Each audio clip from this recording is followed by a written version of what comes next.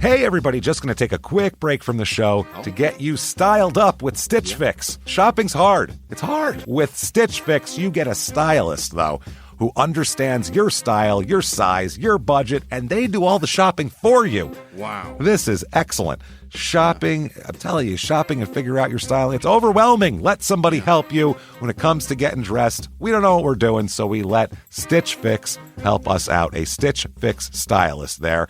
They know what works on us. We get the prices that make us look really good, and it feels good. You get some confidence boost walking around knowing that you're looking decent here. Oh, yeah. Yeah, we just give the stylist our sizes, style, budget preferences. We order boxes when we want, how we want, no subscription or any of that required. And they send called Just For Me pieces as well. Mm-hmm. Like, maybe you'd like this, and it's awesome. Outfit recommendations, styling tips. You keep what you love, you send back the rest. It's super easy. Yep. You can do it, and we are doing it because it's excellent. Personal styling for everyone. Get started today at stitchfix.com/STM. That's stitchfix.com/STM. Now back to the show. Hey everybody, just going to take a quick break from the show and tell you about Noom. Has Noom helped you? I believe it has. Oh, that's got an app. You can do tracking. It's terrific. It does. Noom builds personal plans that can meet individual needs. That's the thing. Takes into account any dietary restrictions, medical issues, other personal needs. That helps build a plan that works for you. And yes, so I know that you've had your own personalized program here that you've been working on. And it's weight loss This is weight loss results that last. They stick around because you get yourself into a lifestyle change. That's what matters. That's mainly it. You can't just say, I'm going to cut that out for a month and then go back to it. That's not what it is. So I'm glad it's helping you. That's great. And it really does. I like the psychology and biology-based approach here. Yeah. Noom Weight uses psychology. That's why they say losing weight starts with your brain, but it also takes into account your unique biological factors, Jimmy. All of your multitude flora and fauna that goes on inside of you there. Sure. Yeah. Stay focused on what's important to you with Noom's psychology and biology-based approach. Sign up for your trial today at Noom.com, Noom.com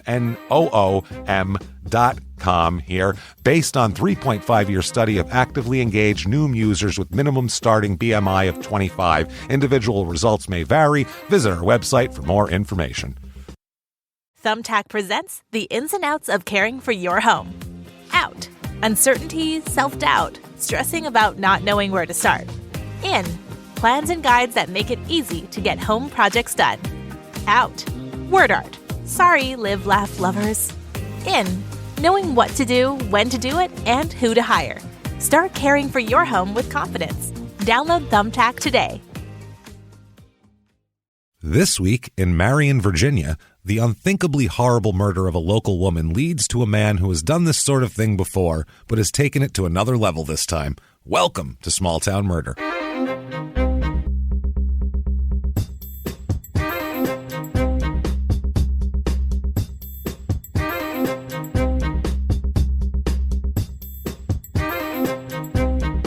Hello, everybody, and welcome back to Small Town Murder. Yay! Oh, yay indeed, Jimmy. Yay indeed. My name is James Pietragallo. I'm here with my co-host. I am Jimmie Whisman. Thank you, folks, so much for joining us today. We are excited. Couldn't be more excited, which is weird. It's murder, yes, but it's still a crazy story, and we're hanging out, so that's a good thing. That's helpful. And everybody's happy. But thank you, first of all, for everything you've done for us this week.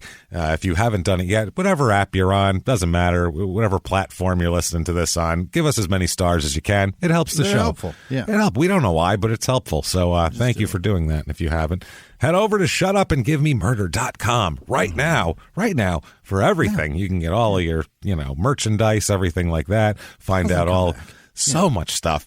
Find out about crime and sports as well. This is, if you haven't started listening to crime and sports, we're in the middle of a Mike Tyson 3-parter. We just posted part 2, so I would suggest maybe giving that a shot to begin with. Everybody knows Mike Tyson. There's very few heavyweight bouts, James, that have a trilogy where it's the same people fighting against each other, and this time it's Tyson versus Tyson. It's Tyson versus Tyson every week, and it's fantastic. Check all of that out. Patreon.com/crime and sports is is where you're going to get some very, very good stuff here. Yeah. The episodes we just put up this week are phenomenal. First of all, anybody $5 or above, you get access to everything.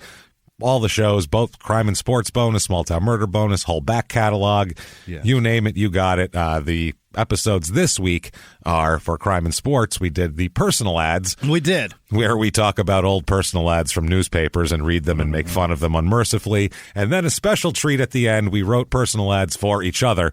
We did. Which are pretty goddamn phenomenal if we don't say so ourselves. So there's that. And then for Small Town Murders bonus, this was awesome. We talked about the Lula Rich documentary that's on Amazon right now, but we tied that in with this book I'm reading about the language of cults and kind of how multi-level marketing ties you in the same way cults do with their language, and it's the exact same structure, and the parallels are unbelievable when you go over it for an episode.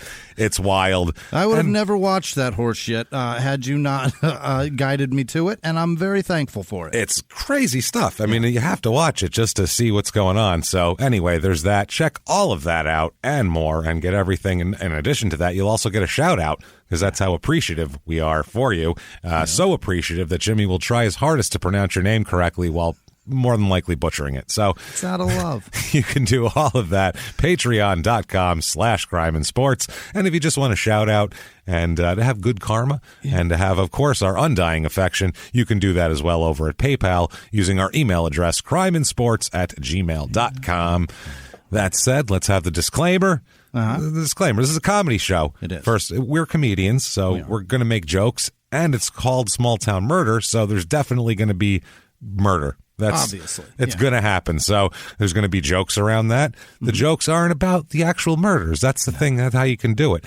It's not fun. There's nothing funny about somebody dismembering another human being. That's not funny. No, it's not. Inherently. No. Unless it's, I don't even know who. I don't even know who we would all agree on. Yeah. It's not funny. Let's just say that. It's psychopathy. That's weirdos. Yeah, but the thing that is funny is someone going, hey, I bet if I dismembered that person and put them here and there, I think I can get away with it. If I just go to work the next day, that's crazy. There's nothing. Fucking nuts. That's funny, objectively, that someone would have that thought and go, I think I can do it. That's nuts. So we have to make fun of that. And there's a lot of other stuff to make fun of that's not about the murder. We go out of our way not to make fun of the victim or the victim's family. Why is that? Because we're assholes, but we're not scumbags. There it is. There it is. That's how it works, and I think we're all going to have a good time. If you think true crime and comedy should never, ever, ever, never go together, maybe we're not for you. Maybe we are. Give it a shot. Check it out. Either way, for whoever is here now, I think it's time to sit back, let it fly, and shout, shut up and give me murder. Okay. Let's do this, Jimmie. Okay. Let's go on a trip, shall we? Right. Let's do it. Yeah. I must apologize. I have allergies going on today, and I have a sore throat going on, so if I sound a little scratchy, I do apologize for that, but it'll be good. We'll be fine as we go on here. So, Zantac. Zyrtec? not Zantac. I don't think that would help. My stomach acid feels great, but my allergies are terrible. I still have yet to go to a doctor for allergies. I should probably do that shortly, because I'm a fucking disaster, but I don't know anything that fixes You're just allergies. like, I'm sure I'm allergic to things. Yeah. That's what this is. I'm sorry. You're going to end up like Benny, my dog, who's allergic to everything. We got his, he kept getting these infections and all this stuff, and just, he was sick all the time. What the hell is wrong with this dog? So they finally did a test.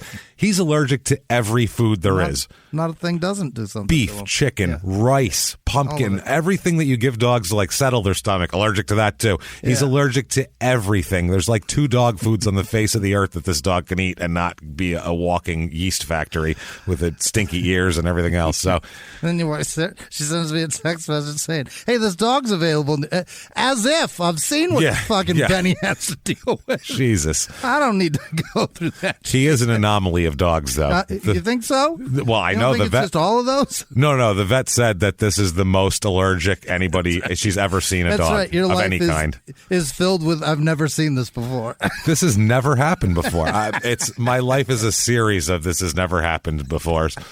including the show, which is two, middle unknown comedians that somehow got success on a pie. That doesn't happen. It goes the other way around. So it's never happened before. Our whole life. This never happened before. Yeah, usually the statement's preceded with "I'm sorry." Yeah, usually it's most of the time. This is the only time it's preceded with "Congratulations." This has never happened before. Otherwise, it's wow. I can't believe the luck you have, shithead. Fuck you. So let's head on a trip, shall we? Okay. Let's go on a trip. We're going all the way to Virginia, not too far from Missouri here. Marion, Virginia. Okay. This is straight southwest Virginia, straight panhandle, baby. Okay. This is southwestern going into that. It's a panhandle is the only way to describe it. You pick it up and smash somebody on the head with Virginia. I can't wait to hear about Marion because there's so much Marion all over this country, and I don't know what the fuck it's about. It's M-A-R-I-O-N, Marion, like a name. There's one in Georgia. There's a county in fucking like Michigan or some shit. I think it's everywhere. It's a common name, so there was a lot of people named that it was named after. It's about 4 hours and 20 minutes to Richmond, the capital, all the way over there. About 2.5 hours down to Charlotte. We want to go there. Those are the closest to like cities, really. Greensboro's a little closer. But I mean, that's it. And it's about an hour and 45 minutes to Vinton, Virginia, which was episode 190, which was way back in September of 2020, which was the one where we want to dig up the basement. And we've never had time to organize that. We have to do that because it's still I still want to do it. We're going to reconstitute that this week, and we're going to figure out a way to do it. And we're going to, if we have to get people involved to do it, help us with that. But we just didn't have the time to do it. So depends on how big that basement is. We got to keep 6 feet apart, and that's you never know. Respirators. That's going to be a closed, confined space. I still want the bodies though. There's 2 somewhere. I don't want them. I just want to know if I want. I don't want to keep. I don't want to keep them for Christ's sake. I don't I'm going to take them home and put them in a case. The families. I'd like to have the closure. But anyway, we're going to keep them. They're ours. Finders keepers. This is in Smith County or Smythe County. I'm not sure. Smyth. So it could be either way. But I'm going to go with Smith probably and be corrected later. It could be Smith A. Well, fucking that's true. We don't know. I've never, by the way, Kansas, you win. Most complaints over a town. It wasn't even the town we were doing. No. So somewhere nearby. Do you expect me to like just go? This is what I do in my spare time. I look at atlases and then corresponding Google pronunciations of that town. Phone calls, James, in case they come up in a show later on. No, I'm not doing that. So anyway, area code 276, 4 square miles. It has 2 actual mottos that are real. First one, America's coolest hometown. I don't believe you. I'm not. Something's telling me I'm not sure about that, but we'll find out. It's so cool. And then find your opportunity. ... here in Smith County. Okay. That's pretty. They're not even trying on that one. I'm not. Find your what? Your opportunity. Yeah. Yeah, like it's a multi-level marketing, right? Like we talked about on the bonus episode. Culty shit to say. It is your opportunity. There's an opportunity. So, history of this town. It was Marion was named in honor of General Francis Marion. There it is. Revolutionary War fame. So there's that. They completed the courthouse here in 1834. So it's pretty early, this town, and it grew pretty quickly, actually. A lot of commerce was going on here. They put the railroads through here, and stuff started cruising. They had salt works, grist mills. Yeah. Once the grist mills are up, Jimmy, it's salt works, James. It's all milk and honey after that. The grist, it's ready to go. Oh, you're ready to rock and roll. You got something prepared. They had ironworks there, all sorts of stuff. During the Civil War, the local rail system was, of course, destroyed because this was in Virginia, and this was kind of on the way to Richmond, so shit's getting messed up. And it was rebuilt later on, and the local economy recovered and everything like that. Now, the county site says this right now. This is Smith County site here. Yeah. It says, quote, if you grew up here, you know about the pace of life, the sense of family and community, and the beauty of Virginia's great Southwest. Those things are still the same, even better now that a new career option may be waiting on you to come and claim it. That's what they're telling you. That's come on down, is what they're saying here. Downtown Marion, they're very proud of. Really? It's very historical, and apparently it is an official Virginia Main Street community and a national Main Street community, which I guess there are a few main streets across the country that have these designations. of like a national, like a Disneyland-esque Main Street. Main Street USA kind of thing. I do like that idea of everything central and where you get everything. That's cool. When things are like sparsely spread out, that's fun too. When in a small place like that, where you can drive through the country to go get ice cream, drive through the country to go get a lunch on a patio. That's nice too. I just think they like to have keep it like it was, whatever. You know what I mean? Keep this old timey thing and keep it nice, because otherwise you can either let it fall apart. Mall. Yeah, you can either let it fall apart or you can abandon it, or those are the other options. So I guess keeping it nice is good. I suppose I don't fucking know. Yeah. General Francis Marion Hotel has been completely restored, and it's got a AAA 3-diamond ranking from what I read here. So there's something for you there. The town hosts a monthly art walk with local artists and musicians held on the second Friday of each month in May through December. So they're trying to make it. A lot of small towns have tried to do that, like make themselves like artsy now. Like, hey, it's an artsy town now. Yeah. It's not just a small town. We embrace it. Yeah, there's every little town in Massachusetts has that, like a little artsy center. Yeah, in the Northeast. Not Phoenix or Tucson, that's what it is here too. Yeah, and even Tucson's focused on artsy shit. Yeah, that's hilarious because it's just gross there. So, reviews of this town. I found a few 5 stars. People seem to like it here. Here's a 5-star. They don't live here, though, but they visit often, as they say here. Quote, "We visit often." So there you go. They definitely do. Said so. Love the farmers market, town parks, antique store, restaurants, and Hungry Mother State Park. We'll talk about that. Also, we've met some of the nicest people at the McDonald's and Pizza Hut.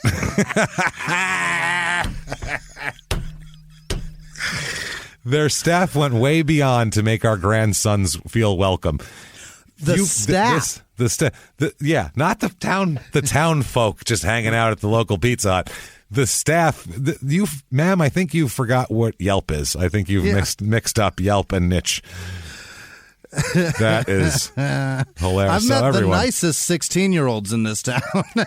Everyone, the town, give or take, whatever, but that Pizza Hut staff is just top notch. You really need to get down there. Pizza Hut and McDonald's.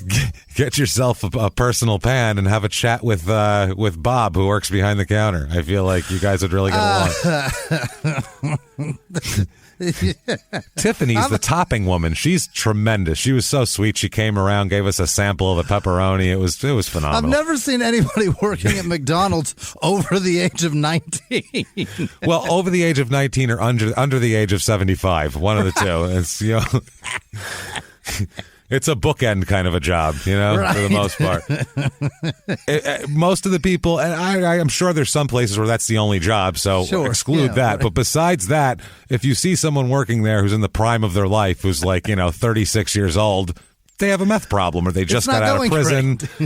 They just got out. They needed something. They need to have employment to show somebody. They need to show someone a pay stub, or else they'll go to jail, is what that means. And it was available. Goals, dreams, and aspirations have been hindered by criminal involvement. Yeah. We're not making fun of people that work at McDonald's. If you work at McDonald's, you're nodding along right now, so don't get mad for people who work at McDonald's. They're like, I know who works next to me. Trust me, I get it. So, 3 stars here. We've all worked fast food. We know. Oh, God, yes. So much of it. Yeah, we've done it before. So here's 3 stars. They enjoyed Pizza Hut. 5 stars again. I enjoy the local shops and places to eat. The Pizza Hut and McDonald's, tremendous. Unbelievable. Along with all the locally owned businesses and farmers markets, Marion has a special charm to it. It's a simple hometown, but they also try to have plenty of options to keep you busy in the summer. Well, good for that. Here's 3 stars. Marion is a genuine small town located in southwestern Virginia, surrounded by the Appalachian Mountains. There's always something to explore, from the Appalachian Trail to Hungry Mother State Park. Plenty of local restaurants and many more attractions. This town is slowly growing, and you are always welcome. It's for lovers, James. It doesn't sound like 3 stars. That sounds like 5 stars. Sounds like you love it. That's average, as they rated all that. Imagine if he loved the town. The review would just be like, my pants are exploding with an erection right now. I can't write this anymore. I have to go. So here's 1 star. This person, not so hot on it. 1 star. Quote, "This place is filled with completely small-minded individuals." Okay. 1 star. And then finally, here's 3 stars, which sounds more like a 1 star. We've had a 3-star sound like a 5-star, a 3-star, now it's a 1 star. Quote, it would be a great town if the drug problem was gone. There also needs to be more businesses around. Yeah. That doesn't sound like that. Both those reviews were 3 stars, the one before and that one. Weird. Population of this town, it's kind of grown slowly. It peaked in the 1970s, and it's kind of down from there now. Down from where it was in the 1970s. Population right now, 5,555 people. So quadruple fives, play that on your lotto today. It is minus 12.5% population since 2000, so it's gone down some. It's shrinking, yeah. It's shrinking. However, though, that's the actual town proper. There's about 9,000 more people who live around the town in an unincorporated areas out there that have a Marion mailing address with their zip code. So they have a Marion address, even though they don't live in Marion proper. So the actual 14,000. 15,000 is the actual total population of this area. Which is about half the county. This is a small county, very rural. More females than males by a long shot, 53%, which is that's a lot for a town that has more than like 300 people in it. So average age here, median age 48, which is about 10 years older than the normal average. Than me. 60 plus is like double the national average here. Is that right? Yeah, anybody like 60 to 70, that's huge. 75 and over is a big population here. More, everyone is double. It's wild. Less married people than usual, which is odd for an older population. Their divorce rate is like almost double the national average here. So I don't know what's going on. Widow rate is double as well. That's just because there's a shitload of old people, but I don't know what's up with that. Single with no children, 16%.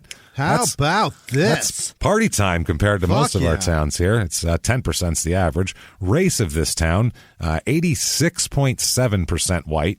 That's well above the average. 9.3% black. That's a couple percentage points below the average. 1.1% Asian, 1.3% Hispanic. So it is black and white. It's a southern town. A lot of the southern towns are just black and white. We have religion here. 38.4% are religious, which is way less than you would think for southwestern rural Virginia. You would think that would be just teeming with Baptists. Yeah. Well, I mean, it is 14.2%. The most is Baptist. Okay. So, I mean, Baptists are the Catholics of the South, as we know. There's got to be some Catholics here, too, right? Because it's close enough to the north.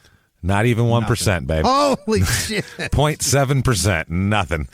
Nope. They do not travel past that Mason-Dixon, huh? Nope. We know where to stay. We know to avoid what we call Elvis country here.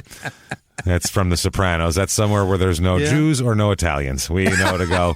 That's Elvis country. We avoid that. That means there's no. And here's 0.0% Jewish too. So it's like, yep, that's funny. Thank you and goodbye. No thanks. Not that we just feel like maybe you're not looking for us to be there. That's all it is. So. Maybe we're not your favorite. Yeah, that's all. You get a lot of not from around here, are you? And it's feels vaguely threatening. Anyway, last election here, 21% voted Democrat, 77% Republican, 1.2% independent. So very few independents there. We have unemployment rate slightly lower by about half a percentage point of the national, but the median household income is a lot lower. $31,933 is the median household income, which national average is almost 58,000. That could be elderly fixed income too, though. Right? You're gonna a lot of that factored into it, Social Security, things like that, because it is a much older town, and the cost of living reflects it. Though cost of living 100 is average par. Here it is 70, so it's low. Housing 35 out of 100. Median home cost $103,400. Damn near free. That's amazing. Exceedingly affordable, and. If you need a slower pace of life, you're going to go on down to the McDonald's and make some friends. Really like that stuffed crust? Got it. We have it for you. The Marion, Virginia Real Estate Report.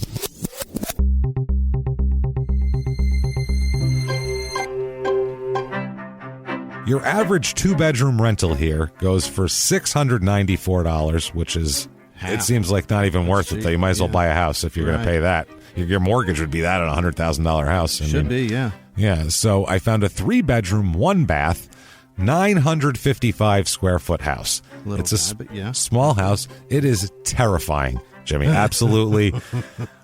There is linoleum ripped up to show multiple more layers of linoleum underneath. Like, I don't know where it ends. Jimmy. It could be... Where is the black glue? How far do I got to go? You could dig to the center of the earth and you'd be like, this one's from the 60s, this one's from 1961. Yeah. It's crazy. It's on 0.3 acres, so a third of an acre. $16,500 though for that. I mean, what? It's a structure on some land for $16,500. You can't really beat it. And they cut the price $3,000 last week, so it was $19,500, $16,500 right now. Cheaper now. A used car you could, or a property. 20% off, for Christ's sake. That is wild. I found a 4-bedroom, 2-bath, 2,012 square foot house. Okay. It's not bad. I can tell. You can tell all the floor is wood. It doesn't. Yeah. It's not destroyed, or there's not going to fall through it. It's very livable. It could use an update. The bathrooms are like kind of 90s or whatever, but it's very livable. Almost half an acre of land. Fantastic. $90,000. Unbelievable. So I mean, you got 4 bedrooms. You got 3 kids. You got bedrooms for them. Everything like 4 that. $90,000. 2,000 square feet. That's fantastic. Yeah, that's great. Then here we go. Let's say you're running the grist mill. You're running the salt, whatever, and the grist mill. So you're putting it all together. Salty grist. Yeah. I found here 5-bedroom, 3-bath, 2,969 square feet. This baby is historic and perfectly, maintained. Very nice brick house with columns, with big white columns. Big porch. It's in the downtown area, so it's kept beautiful. Everyone's going to walk by. You can judge them from your porch. $269,900 for that. Unbelievable. Which is still very reasonable. That's like less than the national average for a house. Staggering. And that's a beautiful home. So it's wild. So if you're looking to retire, I guess maybe that's why there's old people there. Is what I want. Things to do here. Driving apparently is one thing. They have something called Back of the Dragon. And according to, it's a road area, like a driving path that you can go on. Dragon's Backbone. Got it. Yeah. It's quickly grown into one of the premier riding roads for motorcycles and sports cars in the nation. It begins in Marion, ending at the town of Tazewell, Virginia. It's a 32-mile route which crosses 3 mountains, boasts 435 curves, over 3,500 feet in elevation, and picturesque scenery.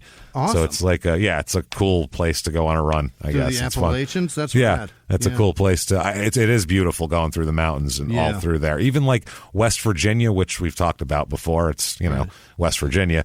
When you're driving through it, like just looking at like a hillside that has like a mountain and a big green field, you're like, this is gorgeous. You have no idea there's meth sheds spread all throughout it. Gross shit that happens in the shadows. Can't tell there's people snorting pills off the backs of toilets as far as the eye can see. Shirtless men in casinos gambling. So see the pills through the forest. Can't do it. Can't see the forest through the bottle. That's the problem. That's it. The forest through the rattler. So there is also the Hungry Mother Festival.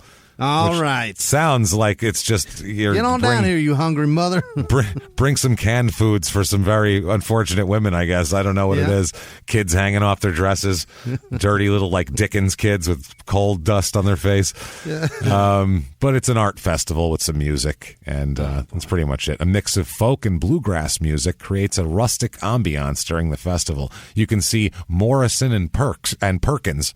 That is Logan Stanley, which sounds like it's an investment firm. Trust Logan Stanley with your retirement. Logan Stanley and the Cumberland Mountain Boys, which now I don't want to give them my money. Changed my mind. Simplicity Cloggers, which I don't know if they're clogging the path of simplicity or if they clog in a simplistic manner. I'm not sure. They're like dancing. And finally, the Forsaken Heroes will close it all out. So... yeah, they're forsaken. Get there. You have to. The crafts end at like 5 o'clock every day. The craft hours. You have to end it early, like beer sales in the 7th inning at a baseball game, or else these ladies will tear this place the fuck up. You have no idea. It'll be like Woodstock '99. There'll just be shit flying, and things will be coming down. Bodies overflowing. Oh, God. Dream catchers. People are going to get fingered. It's awful. So we have crime rate in this town, what we're interested in. Property crime is high. It's high. Really? It's almost 50% high. That's high. Oh, my. For a town with a quaint Pizza Hut. That's very high. That's high. Violent crime, murder, rape, robbery, and, of course, assault, the Mount Rushmore of crime, is also high, but not quite so high. It's about 15% high, so nothing Still crazy. high. Yeah. Still a little bit high for a, picturesque Appalachian mountain town. Fueled up on stuffed crust meat lovers. That'll do it, man. That's what happens. You get fueled up on that. You got the salt and the grist in you, and you go out. You can't help yourself. All the hormones and the salted sausages on those pizzas. You're teaming. You got visions of the craft fair in your head. You don't know what to do. You're scared that Logan Stanley is going to waste your money. You don't know how to. That said, let's talk about a murder that happened here in this wonderful little Appalachian town. Let's talk about it. It sounds nice, James, in terms of like what it looks like, but I fucking hate this place already. Well, it sounds like if you don't have to make a living, it's a nice place. Like if you can work from home somewhere else and make other place kind of money and live here. I mean, Christ, that one house is $270,000 and it's like this beautiful whatever. You can't get a shack in Phoenix for $270,000. No, so that's not going to happen. Yeah, that would make sense. Or if you retire there, but if you've got enough money to buy a bunch of Schlage locks on your house, it should be great. It's no problem. So for this murder, we got to go back in time just a bit. We're going back to June 8th, 1984. Okay. Oh man, think of that time. Fucking. Michael Jackson's the most popular thing in the world. America's just America. About it. Well, still everybody loved it. And Mary Lou Retton is charming the nation with her gold medal win in the Olympics and all the bullshit things in 1984. Hulk Hogan is becoming huge. Vince McMahon is taking over. These are all things that are happening. But we are going to catch up in a different place. We're going to go up to Vermont. Oh. Vermont, pretty close to the Canadian border. Really? Let's start our story out there. This story is going to snake and wander, and wow. Speaking of snake, we're going to meet a few of those. This is a wild story, so let's get into this shit here. The Red Mills gift shop in Woodford, Vermont, which sounds... The guy behind the counter 1,000% has a flannel shirt on.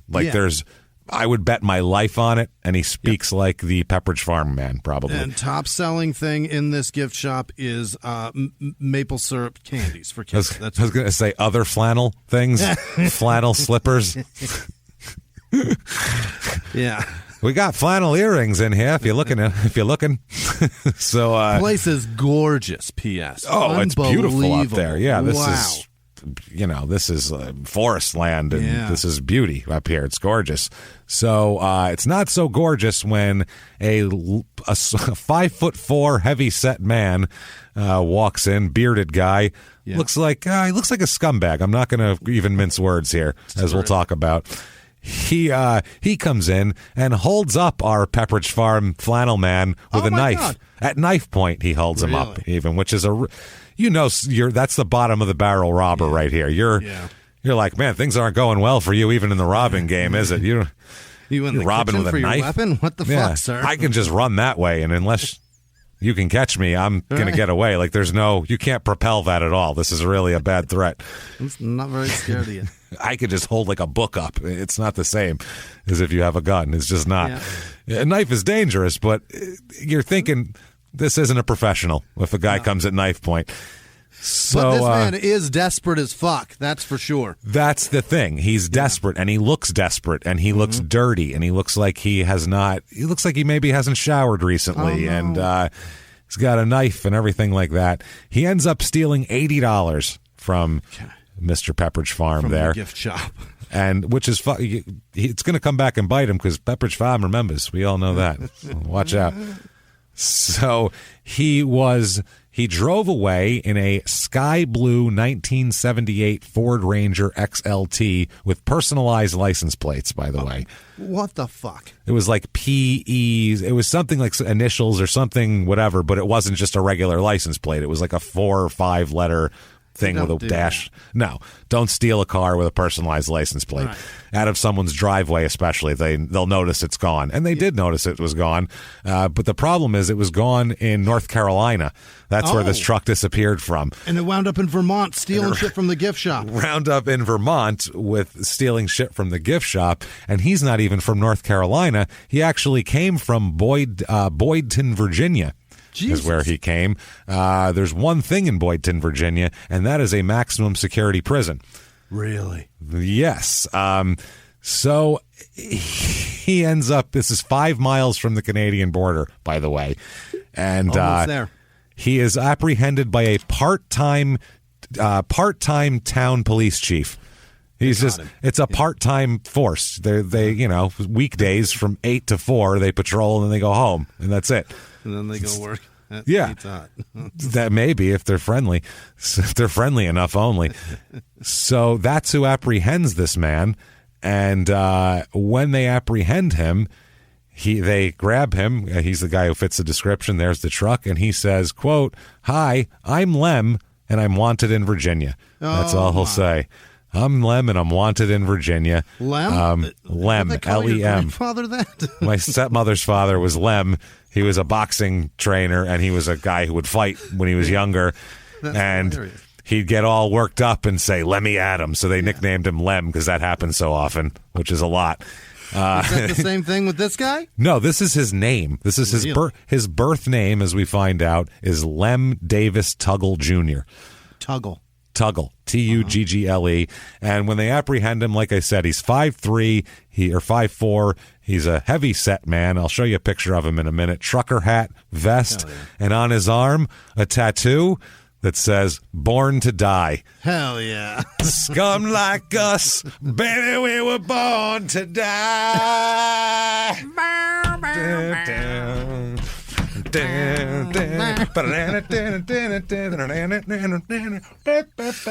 is Born to Run played on a banjo. That's what it is.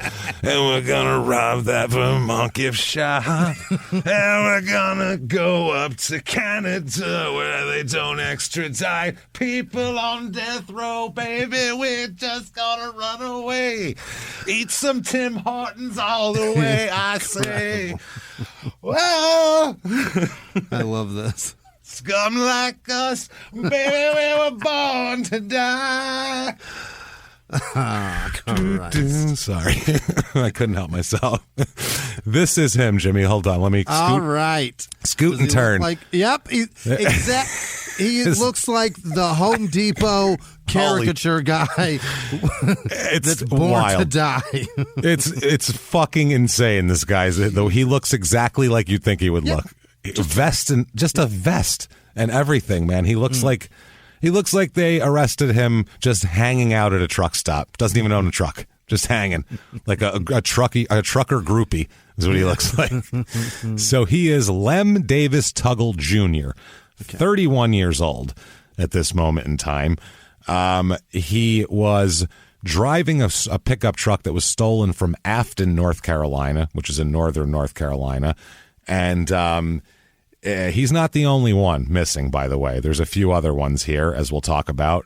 He escaped from prison with 5 other inmates. And they are all scattering out throughout the country. Oh, by the way, all 6 are death row inmates. Perfect. 6 death row inmates just like dispersing. Like you dropped your ant farm and it broke, and they're like everywhere. Like the Texas 7 in the 90s or in the 90s. Yeah, were they all death row? I believe so. Okay, no, some of them were life. I mean, it may as well be. One guy had like 167 life terms or whatever. Like that. He's got nothing to lose. None of them were ever getting out. So who the hell is Lem? And why is he born to die? Let's talk about it. Well, I mean, we know why he's born. We know that he is. We know he's born to die. That we do know. This is information. This is the only information we have on him. And he's probably never did a stint in the NBA, I'm going to say, based on his physical stature. Other than that, I don't know. So he is from southwestern Virginia originally.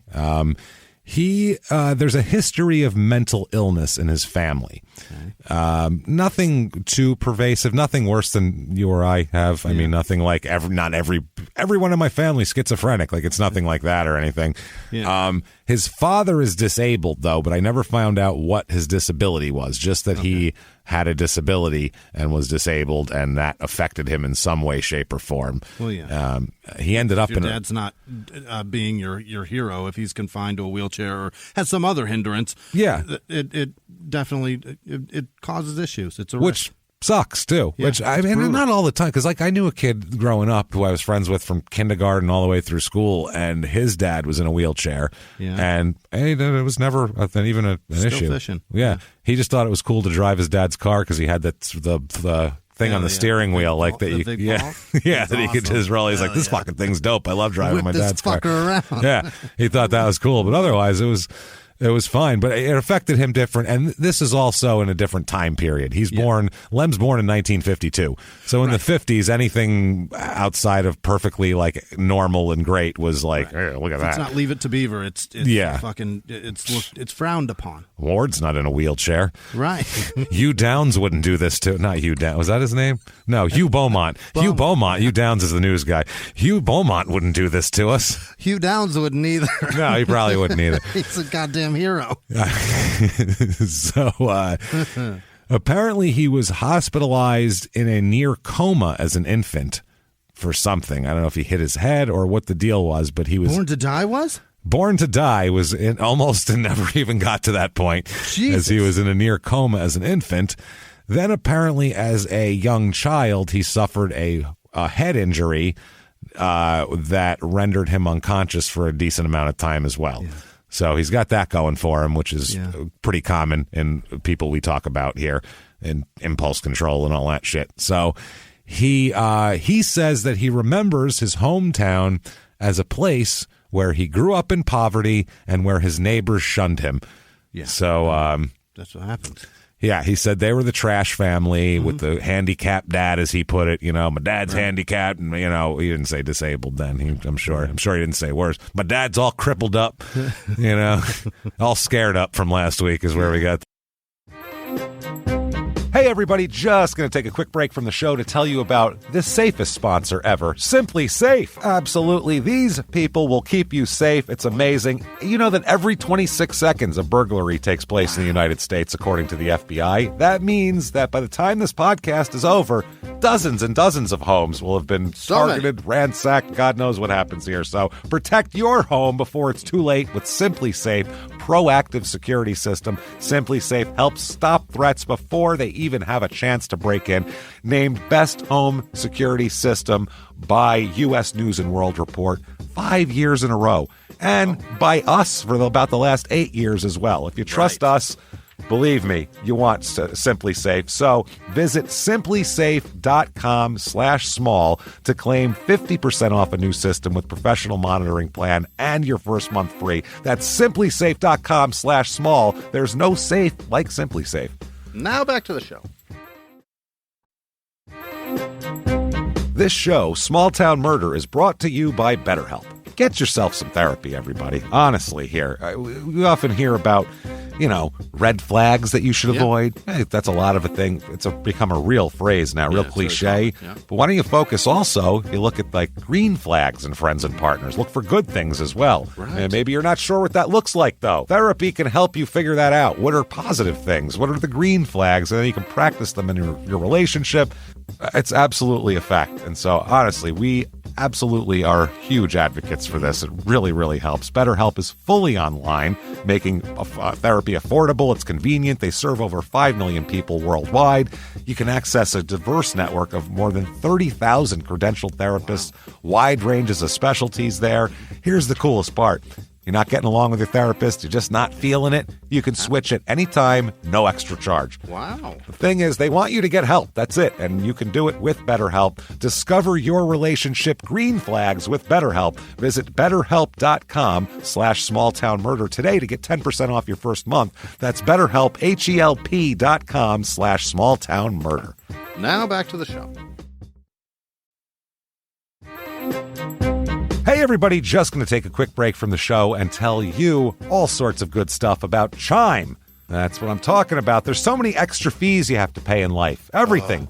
You go to the airline, there's an extra ticket on that. There's extra fee on every fees and fees, hotels, fees, all this type of stuff. We're trying to make progress, and the next thing you know, here comes another fee coming at you, and it's more money than you expected, and your whole math is thrown off, and it's awful. Learn more at chime.com/smalltownmurder.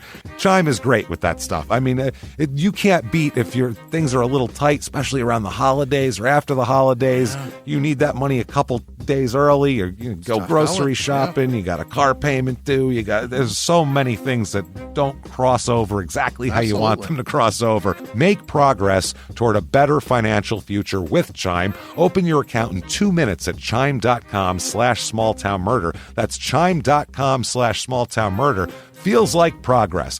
Banking services and debit cards provided by Bancorp Bank N.A. or Stride Bank N.A., members FDIC. Spot me eligibility requirements and overdraft limits apply. Boosts are available to eligible Chime members enrolled in Spot Me and are subject to monthly limits. Timing depends on submission of payment file. Fees apply at out-of-network ATMs. And now back to the show.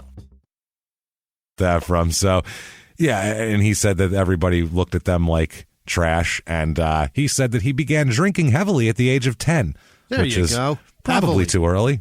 Yeah, I mean, putting it away. If you're going to drink it all at 10, you might as well pound them. I don't think he was just having like a martini at the end of the day. Yeah. Mom, let me tell you something. School today was a bear. If you could fix me a gin martini, of course, stirred, Mom. Jesus, we're not animals. Let's go here. It was one of those days, Ma, I'll have it dirty. Thank you so much. I think he was like, I found some old crow under my dad's mattress. You want some? I think it was more something like that. Also, there's an old crow in here, so if you pluck it, you can have dinner. Maybe we could eat him, too. He said, quote, as long as I wasn't drinking, I was a nice guy. When I was drinking, anything could happen. Oh, boy. Now, up until he does anything to anybody else, you feel terrible for him. He's comes from poverty. His dad's disabled. His family's got some. Yeah. I know he has at least 2 sisters as well in this mix. Obviously, you feel terrible for any kid that's drinking heavily at 10. Number one, why the fuck do they have a reason to drink at 10? That's probably bad. And number two, any 10-year-old that doesn't have enough direct supervision to keep from being an alcoholic, it's probably a problem. Right. You feel terrible for that kid, and you feel bad for him all the way up until he hurts somebody. And then it's like, well, now it's on you, bud. Now you've put it out in the world, and now we don't feel bad. We feel bad for that person now. Mm-hmm. So, he said, though, when he's drinking, anything could happen. His aunt, Catherine Norris, says that Lem was a friendly and good-natured guy, despite being raised in a hard environment. And she also testifies later on that his parents, quote, raised him the best they could, took him to church and raised him in church. Well, I don't think, obviously, that had little effect here. That seems lazy. Yeah, that seems little to no effect here. I think he needed seems that his parents' idea of raising children was go with God, which is super lazy. Hey, our 5th grader's drunk again. Well, Jesus, take him to church. Well, maybe not. Maybe take him to church after you've done other things to help him. But yeah, maybe that's in addition to, as part of a balanced breakfast possibly, but not exclusive, whatever. So how about nurture? That's a good idea. Yeah, that's it. His aunt, Eunice Burgess, said that he was a nice kid, but had a hard time growing up because his father was disabled, and also that his father was a mean guy and a controlling guy as well. Another one, he had a foster parent eventually, so that's how this. So that's how this out of that home eventually. Yes, at some point he does not live with his parents. I don't know when that is. I just know that he has a foster parent, which again, if you have 2 live parents, that's a bad sign that things aren't going well at home. She also said that Tuggle was quote good-natured. He's a good-natured young man. I think everybody is good-natured at some point, but have vices and things create other personality flaws. Well, we're all, you ever see an old tree? And there's like dings on it and shit. Like a buck came up and rubbed its fucking things on it. And like everybody's that. Everybody's like just a big, beautiful oak. Yeah, but you're just an end of all of the things that have happened to you. That's all you are, and you can't see it, but it's all there, whatever your problems are. Lem claims to have military service at some point, which I find difficult to believe, because if he did have military service, it was very, very, very, very briefly. Really? Because could have been forced, too. But he might have had to go to like a military school by the court or something like that. Or the draft, because he's of the age that would be draftable, right? That's what I find odd here, is that we'll catch up with him in September of 1971. Yeah. Which he's 18 years old. So it seems like if he was in the military, he'd be over there at that point. Right. And if not, he wouldn't have been like released just to be, you're all done with your service at this point. He would have either been kicked out or he wasn't in it at all. There's no other way. But September 12th, 1971, police receive an anonymous phone call in the small, sleepy Virginia town. And they end up, they're being directed in this phone call to go to a vacant farmhouse near 7 Mile Road. That sounds creep. A vacant farmhouse. And apparently it's a really rural place. It's an old farmhouse that's been abandoned, and that was the only reason to go out in that direction was to that farm that's no longer there. So it is like horror movie level terrifying where they find her. When they enter this house, police find a terrible surprise. They find a young woman there. Mrs. Shirley Mullins Bricky is her name. She is 18 years old and married already, which, it's 1971 and it's Virginia, so kids got married out of high school. A baby, though. Yeah, she's a young woman here. This is awful. They find her lying in a bed, like a soiled mattress they found in the corner that hobos have been using, I'm sure. Yep. And with a piece of cloth around her throat and her face under a pillow is where they found her. And when they do an autopsy, they found out that she was raped and strangled to death and beaten as well. But raped and strangled, mostly. What seems to be the most popular way to die in the 70s. Yeah, it seems to be the most common thing to do in 1971. It's absolutely horrible here. They say that their number one suspect is a young man named Lem Davis Tuggle Jr. of the same road that this house is on. He lives down the street. That's where he lived, on the same street. They found him in Baltimore. He had stolen a car and taken off to Baltimore, and where he was busted for stealing a car and held on car theft charges, and that's where they ended up finding him when they were doing a search for him on APB or whatever. We got him, here he is.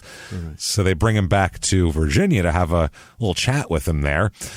And they talk to him, and they have some witnesses here that show that the girl went to the house with a male companion early Saturday night.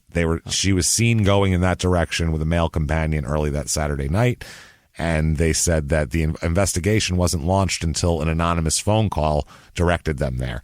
Boy, it's pretty fucked up. So the witness picks out Lem Tuggle Jr. as the man that the witness saw with this young woman, with Bricky, and they charged him with it.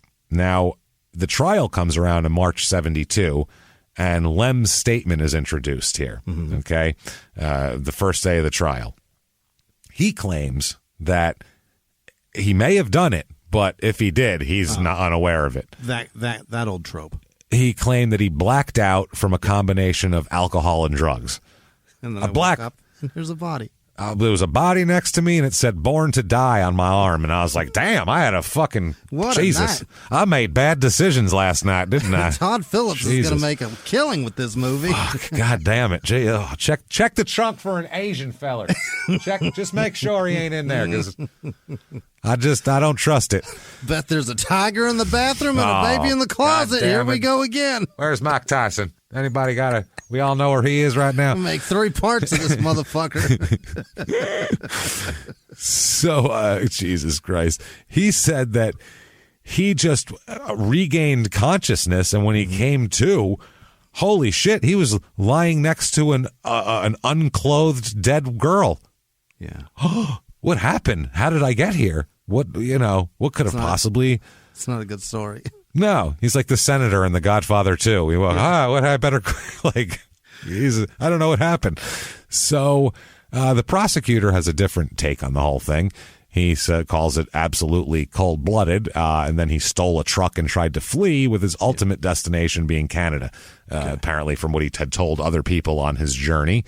So the jury is composed of 5 men and 7 women, and the prosecutor in his closing said that he wouldn't have tried to flee to Canada in a stolen car if he was innocent.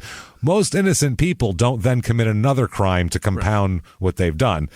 That, even if they run away, oh no, I don't want it. They're going to think it's me. They're not doing it, in a stolen car with a knife to someone else's throat. That's different. But that is not. I mean, you can't really wait for your fill out an application, wait for your paycheck. You got to get money now. I get it. That's true. I mean, that's why they have those paycheck stores now, the payday loans. It keeps this on a... There you go. So the prosecutor said that this crime warrants the death penalty, goddammit. Yeah. And verdict comes in, and drum roll, guilty of second-degree murder. Oh. Second-degree murder. He's young, Jimmy. He's only 18. So they look at him. He's a little guy. Because we saw him later. That picture I showed you, he's 31 with a beard and he's fat and he's got, beer stains on his shirt. That is fascinating. 18, fresh-faced. It's a different story. And they feel like, they hear about his background and he's trash. We all know about him. And, the poor kid, so they feel bad for him. Unthreatening. Yep. And they say he's only 5'3". He's a poor little guy. They sentence him. You, sir, may fuck off 20 years in prison. Mm-hmm. So... 20 years. That is 1972. He is sentenced to 20 years. He's sent away. Sometime in the 70s, he escapes from prison. Oh. Briefly.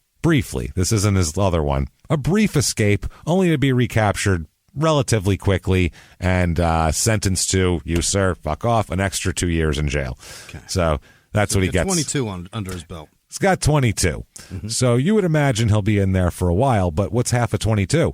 11. That's 11. So 11 would be 1983. Okay. Early 1983, talking like very beginning of the year, early January 1983, Lem is paroled. Yeah. Back on the street with you, mister. We feel like you've reformed yourself. Rapist, murderer. Yes, but you're an older guy now, and you're more mature. Maybe it was just a problem, but we feel like you've reformed yourself. So, Lem, there you go, out on the street with you. So, about 4 months go by, we'll say, where he's cool. He's doing his Lem thing. He is accused of raping a 15-year-old girl some point in here, but they never had any proof enough to charge him. But there's accusations flying all around town that he raped a 15-year-old. More than likely. Yeah, and also, while he escaped from prison, there was a huge thing about a lot of people thought he killed a particular young lady, but it turns out that the dates didn't match up. But for years, people blamed it on, said that it was Lem Tuggle until they finally said he was in prison that day. Couldn't have happened. He didn't escape until a week later, or they caught him and then she was still alive for another week. I don't remember what it was. But either way, he is hanging out, possibly raping teenagers. We're not sure. Yeah. Scumbag is what we're getting at. He's good for it, if you base it on past history. Yeah. I mean, he's only been out 4 months. Now, the young lady he met earlier, Mrs. Bricky, I should say, he met her at an American Legion dance in Marion. Yeah.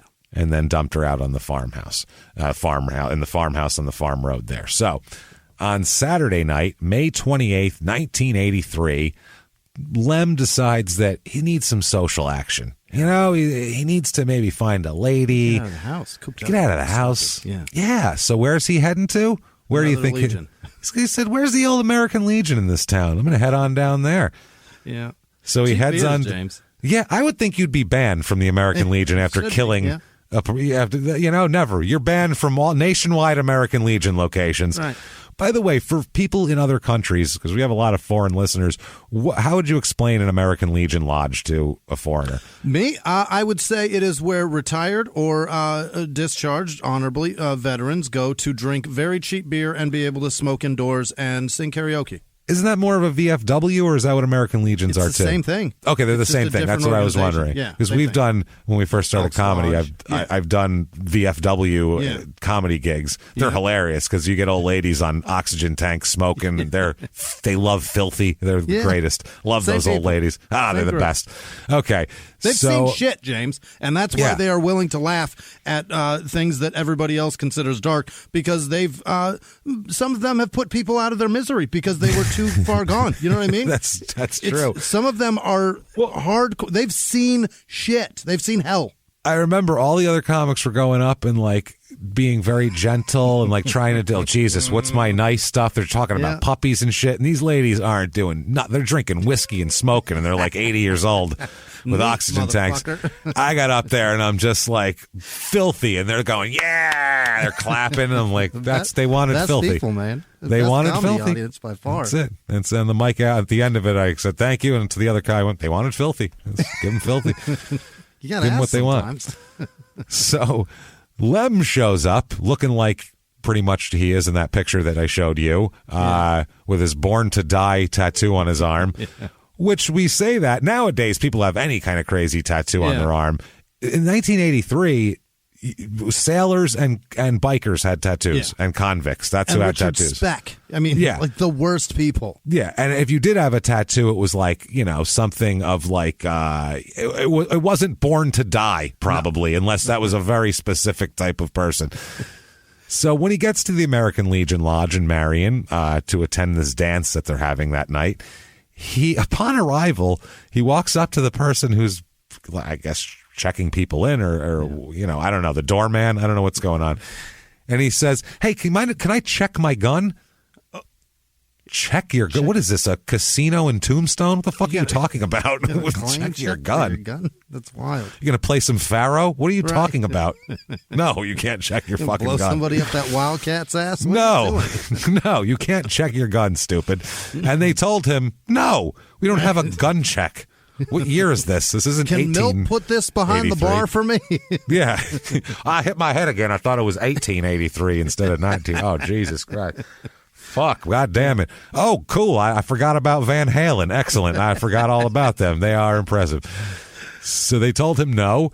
And he was told, you can't take it in with you. And now that I know you have it, I'm not going to let you go in. So, maybe go lock it in the trunk of your car or take it home or anything, but bring it to the dance at the American Legion Hall. There's another post about 5 miles away. You can go there and not tell them about it. I don't know if the dance is going on, but right.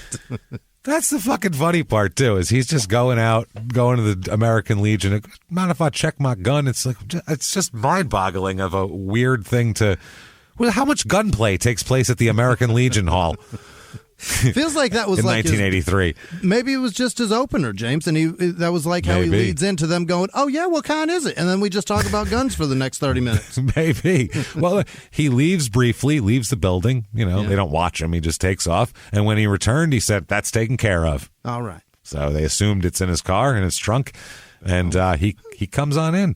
Mm-hmm. And here he is, mingling.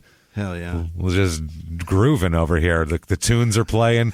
It's Karma Chameleon is on. And your family is military, because that's what it is. You go with your family that's military or whatever, because I've been with my dad. I encourage you to go to one and see the fuckery and craziness that happens in these places, because it's a private property. Anything goes. It's so much fun.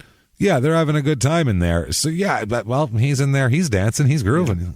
Let me find me some ladies. Hell yeah. There's always one of them. What do ladies love more than a paroled rapist murderer who's 5'3", 230 pounds with a Born to Die tattoo on his fucking forearm? Hell of a catch. That's a catch right there. Yeah. I'll tell you what. Well, he does find somebody to hang out with here, and it's a woman named Jessie Geneva Havens. Yeah. And she's 52 years old. Hell yeah, she is. Jessie. So Jessie came with two friends to the dance to hang out and meet people. It's a small town, and there's no Tinder. So, I mean, if you want to meet people, you go to the American Legion Lodge dance, because that's where people are that night. Social hall. Yeah. That's it, man. So she goes there, and they hang out, and... Tuggle comes up and introduces himself, And he says, I'm David Tuggle, which is not his middle name. His name is Davis, Lem Davis Tuggle, but that's as he's going off a familiar thing here. David Tuggle, and he sits at the table with the three women and dances with all three of them through the night. He's like, you ladies mind if I be your, gentleman escort tonight? And he's just, but this, it was supposed to say born to dance, but the guy was... He was hammered, and he got he did an I instead of an A, and I was like, you know what, fuck it, just do Born to Die, because this shit's hurting anyway. I don't want to end it early. There's less letters than that. It was supposed to be Born to Dance. Right. I'm sorry. It was Born to Disco, and I was like, you know what? I said, cut it off right there. Instead of an E, just put an I, because it hurts. Yeah. I'm late. I'm late for something. Had to pay by the letter. I thought he said 5. Apparently he said 9. So we're going to go with these. We're just going Born to Die. Yeah, I do, though, appreciate disco a great deal. So he's dancing and grooving. The dance ends at 1 a.m. Closes this bitch down. My God. Closing down the Legion, man. This is wild. Let's stay to the fish fry. Oh, baby, we got to stay here for the cod tomorrow. So the two friends, Havens, the two friends she came with, they leave together. She leaves with old Lem. Oh, all so right. Jesse and Lem leave together, but they leave under the agreement of Jesse tells her friends he's going to drive me home. Yeah, give me a ride home. So she told him that she had to go directly home. Yeah, and she said, I can't go whatever. Right. If you want to talk for a few more minutes, cool. But I have to go. I'm tired. Right. Well, not only that, she has her granddaughter staying with her. Oh, shit. So she needs to go directly home. Yeah. She's 52. She has grandkids, for Christ's sake. So there's granddaughters at home. So this is grandma needs to get home now, basically. And he says, okay, fine. As her two friends leave the parking lot, they see that Jesse was standing next to the passenger side of his car, waiting for the door to get unlocked. And Tuggle was in the back opening the trunk. Mm-hmm. And we know what's in the trunk, obviously, from before. Now, they said Jesse Havens was wearing blue jeans, a blue and white striped blouse, and moccasin-type shoes. Yeah, that style of shoe. Wears. Yeah, just a lady going out at the American Legion, having a good time. So shortly thereafter, after they leave, a state trooper named G.N. Smith stopped Tuggle's car, and because he was weaving on the highway, probably because he was shit-faced, I assume. Probably because he closed down the Legion with $2 beers. Fuck yeah. No shit. But apparently, he doesn't get, there's no sobriety. It's 1983 in rural Virginia, so it's let me see you again tonight. He would go, you all right to drive? That's what they used to do back. I'm not even kidding. And they'd go, you all right to drive? And if you go, no, I'm all right. I'll be all right. I'm just going up. They go, all right then. And then you'd go. It's the way it fucking was. It's the middle of the night on a rural road. Yeah. You want to hit a tree? That's up to you. There's nobody else out here who gives a shit. Go ahead. That's how it was. Yeah. You all right to drive now? All right. You sure? All right. Yeah. Y'all have a good night now. Okay. So he stops him for weaving. Tuggle's driving, and the trooper observed what he described. His words, not mine, so please, this is from the police report. Sure. Quote, a large, middle-aged white female sitting in the front seat of the automobile right next to the driver. So the police officer thought there was some hanky-panky going on, and that's was the swerving was about more than about alcohol. That's why he made a specific note to say right next to the driver, not in her seat. Save the roadhead until you get home, that kind of thing. Yeah, we're not saying that's what happened, but that's what the police officer was saying. I'm saying he also closed down the American Legion Hall. Maybe they were doing probably the cause of the drive. That's what I'm saying. He could have just been sit next to me 50 style they would do, and arm around you while he he's just met her tonight. She's a grandma who's going to her grandchildren. The officer's probably wrong. He's probably wrong, and if he's not wrong, who fucking cares? Blow all the people you want. And I don't care. Knock yourself out. So either way, that's irrelevant. So he observed her as wearing a blue, green, or aqua blouse. And the trooper said he does determine that he wasn't intoxicated. In other words, you all right to drive? Yeah. All right, then. With zero scientific evidence, I determined he's fine. Determined he was not intoxicated. Yeah. And Tuggle drove away in the direction of Hubble Hill Road. Okay. Now, Jesse Havens never comes home that night. Oh. She never comes home. Granddaughters are there. She's not. Never comes home. They wait all the way till 6 p.m. the following evening before she's still not found. She hasn't contacted her family, and she's got a family. She's a responsible person. She's watching her granddaughter. She's got stuff going on. So they're like, where the fuck is Jesse? And so they call police and notify them that she is missing. Now, it is at this moment in time that the early morning of June 2nd, 1983. So this is a few days later. That was May 28th that happened. She's been missing the police have known about her missing for about 3 days now, we'll say.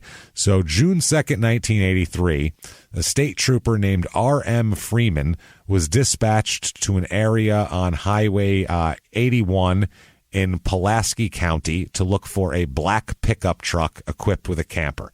He was told that there's a black pickup truck equipped with a camper. He arrives, and the state trooper stopped a truck that was a black pickup truck with a camper, and Tuggle is the driver. Okay. So he's there.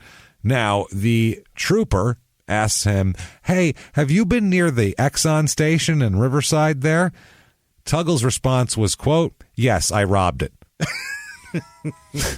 Oh, yeah, the one. Oh, yeah. Oh, you mean the Riverside? No, yeah, I just robbed that one. I thought you meant the one over on the other side on 45 there. I didn't rob that one. I did get gas there before, but then I robbed the other one. I figured you're asking more about the robbery than the gas, probably. But, yeah, you mean that one, right? This much police interaction and knows punishments is just giving up that information. He said, yes, I robbed it. The money's in my pocket. The gun's in the truck. So, case is made. Here you go. I have selected a jury that all seems to find me guilty. Y'all can we can wrap this up right now tonight and get it over with if I'll just head on back. Like, he couldn't have made it more easy for everybody here. So they take possession of a .25 caliber automatic weapon. And that is going to be stored for later for the police, and that'll come in handy later on. So while he's taking Tuggle to the Pulaski County Sheriff's Office, Tuggle also says, hey, y'all might want to talk to me about a missing person. Also, there's a report of a missing person, and he said that he's probably going to have a, quote, long talk with the Smith County authorities later on. Oh, boy. So I'm probably going to have a long talk with them because there's another thing going on. So this guy's like, whatever, dude. I arrested you for a stolen car and robbing a fucking Exxon. Yeah, but I just want to clear up all the cases I'm good for. So I'd like to. Y'all got some paperwork sitting around. I'd like to start anew. And honestly, I know y'all got families. You probably want to get home and do things. Maybe you got plans this weekend. I figured just make it easier for everybody if I just tell you about everything I've done. Fix it all up for you. Save a lot of time investigating. So Tuggle waived his rights once he gets back to Smith County. Ray waives his rights here and tells the officer that he could find Jesse Havens over a bank at a certain spot on Hubble Hill Road near 7 Mile Ford, not road, it's 7 Mile Ford, which is the same road that the first Shirley Brickey was found and where he used to live as well. Right. Okay. He said that's where you can find Jesse Havens. They asked him what happened to Havens because they're just like, well, okay, well, you can find her there. What happened to her? You know, I guess admit it if you're going to say it. He responded, quote, I don't know, but she's there. Oh, boy. Not sure why she's there, but for some reason she's there. I do a lot of blacking out, and I'll wake up and there's bodies around. It's the strangest damn thing. I drink like a mixture. Well, I mean, it's antifreeze and ether. It's a cocktail, really. But when I wake up, boy, woof, I don't remember what happened. Yeah. And people are dead. They're just dead. Crazy. Yeah. So he told the officer at that point that he did not wish to discuss the matter any further until he spoke with his attorney. He said, quote, from past experience, I would like to talk to an attorney. I'll probably tell you the full story later, though. So just not in the mood right now to get it all out. You know how that goes. Past experience. So I'll probably tell you later. I'm not sure. We'll think about it. So about 9:30 a.m. on June 2nd, the investigator goes to the place where he said that Havens would be found. And he gave him very specific directions to this place, exactly where it would be, this many steps over here, about 20 feet that way. Yikes. And what he finds is he finds Jesse Havens. The way he describes it, he finds her with, and this is a quote from the report, quote, clad in jeans down around her knees, a blue and white striped blouse pulled up to about the armpits, and black silk underwear rolled down to the pants. Damn it. So, pretty good sign of a rape, James. Pretty good sign of that, and obviously a murder. A portion of her pantyhose were, quote, sticking out of the top of her jeans, and one of her legs was out of the pantyhose. So that means he had taken her out there. This is less than 1 mile from where Shirley Bricky was found. Jesus. Less than a mile, Jimmy. Have some fucking imagination, at least. Remember we talk about the dismount all the time? Right. Not that you want anybody to get away with anything, but I want people to try. Yeah. Even if it's a bad thing. He's an asshole, really this guy. Trying to get away, though. That's what I mean. Well, he was trying to run to Canada. They caught him in a stolen truck in Baltimore on his way to Canada. Good point. That's what he said. So you're probably wondering, how the fuck does he get to Vermont where he robs a gift shop? Yeah. Oh, we'll get there. Don't worry. Oh, boy. So the autopsy here, the evidence, this poor woman, Jesse Havens, was brutalized. This is terrible. This is god-awful, man. Her body had abrasions and bruises on the left frontal area of her forehead. So, I mean, he was beating her. A small abrasion on the right frontal area of the forehead, an abrasion on the neck, a bite mark on the lower inner quadrant of the right breast, like a broke the skin, bad, nasty bite mark, a Ted Bundy kind of bite mark. A bite mark there, a number of small bruises on the upper inner aspect of the right arm, and a bruise on the left thumb and right wrist. So struggle marks. Yeah. Also sustained, and this is pretty rough, everybody. We have a second here. If maybe you want to fast forward a minute ahead if you don't want to hear medical terminology. She also suffered a large bruise on the upper and inner thigh, bruises on the vaginal vault at the posterior aspect near the bottom. So that's very medical. It's the medical examiner's report. And, a gunshot wound to the chest. Jesus. A .25 caliber gunshot wound. Fascinating. Jimmy. Hey, interesting, right? Special, yeah. Also, according to the medical examiner, the bruises of the vagina indicate penetration of the vaginal vault by something, a penis, a finger, an object, something. Yeah. He also testifies later on that both the bite mark on the breast and the bruising around the vagina occurred while Havens was alive and moving around. Poor thing. So the bite mark had pulls away, like she's trying to get away from him, this poor woman. Also, he found that no semen or sperm were found in the vaginal area, but that semen was found in the rectum instead. Oh, Jesus. He says, obviously, we don't need to get into his conclusion. Obviously, we know what his conclusion is there. So right away, a forensic odontologist, they find, examines the bite mark on her right breast and compared it with models of Tuggle's teeth and concluded, quote, with all medical certainty, these marks on the body of Mrs. Havens were made by the teeth of Mrs. Tuggle. And then he opined that she was alive and moving around and trying to get away when she was bitten. So this is a fucking disgusting Ted Bundy kind of a murder here. This is awful. Absolutely awful.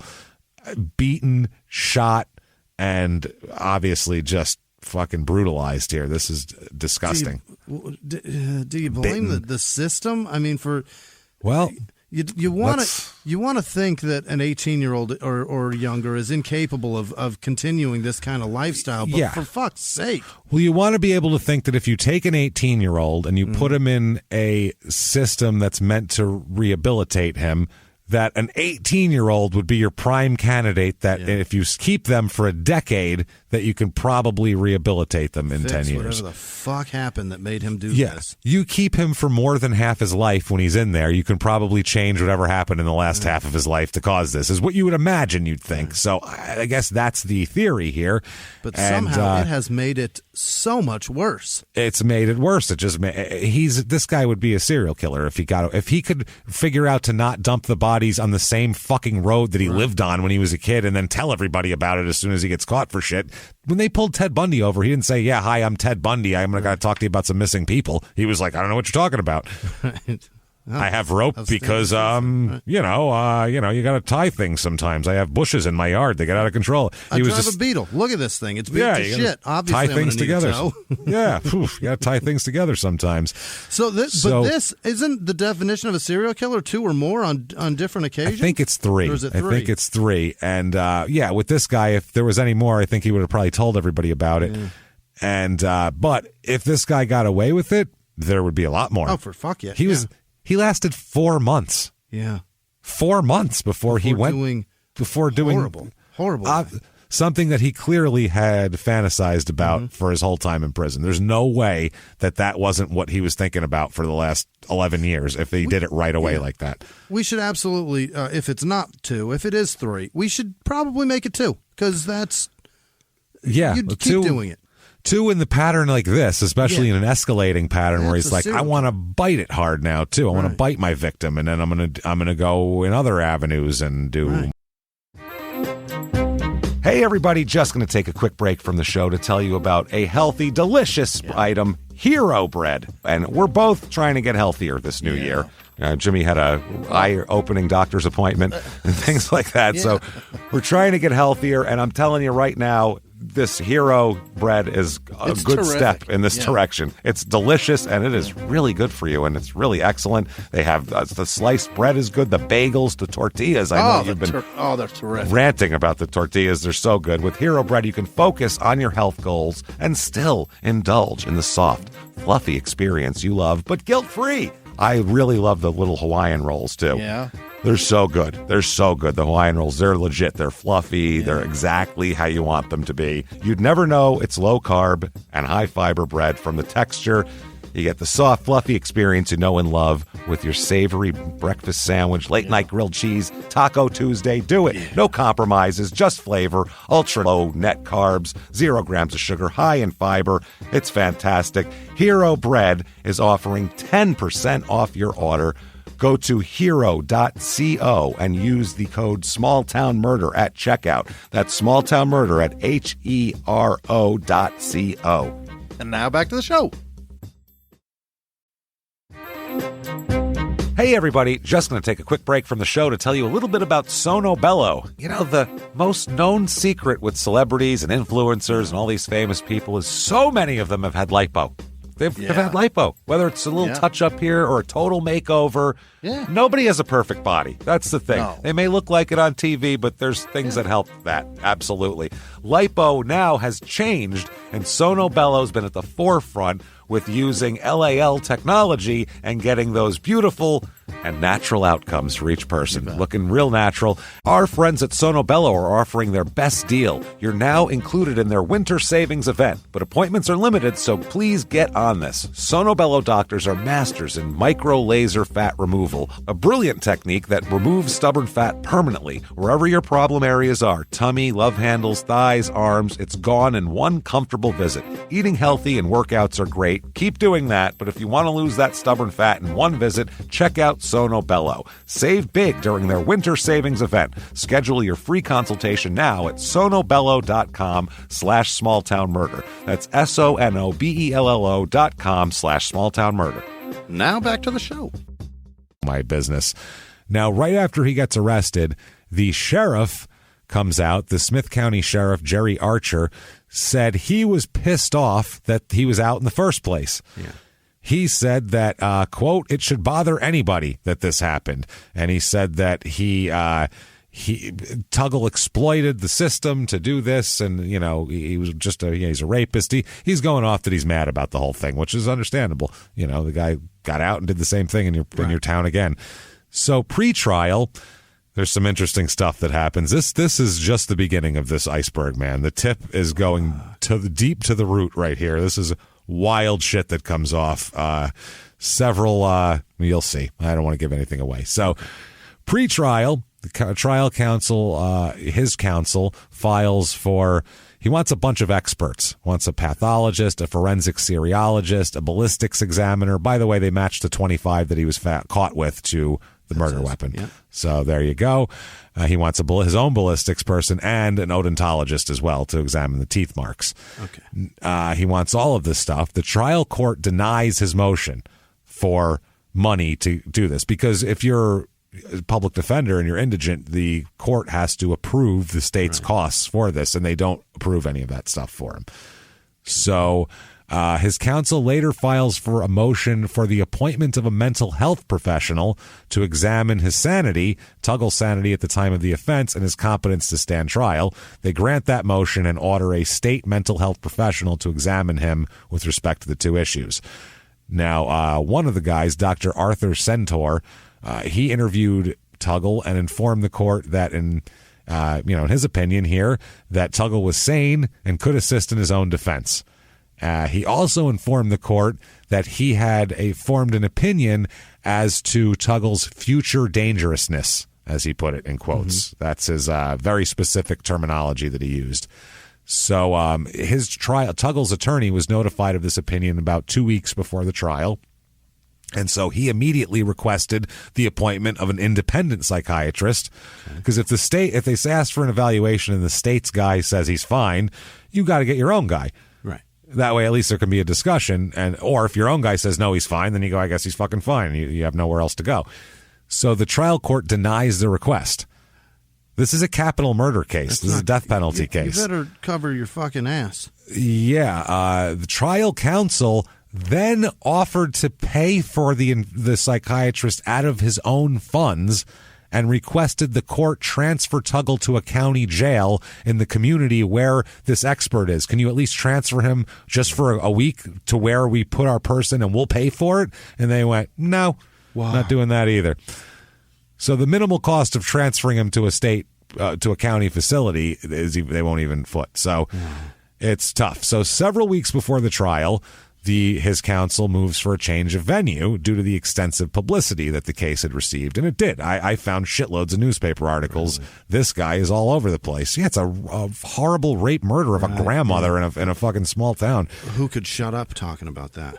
Especially back then, sexual nature of it, the bite marks. It's very lurid, and this is like movie of the week type of shit here. This is VFW and its grandma. Jesus fuck, man. Man, there are people knitting and just can't wait to hear the next thing. So they said that some of the publicity said that he'd previously been convicted of second-degree murder, and one article mistakenly indicated that the conviction also included rape. The first time he didn't get convicted of rape, only second-degree murder, because there wasn't enough proof of a rape on the first one.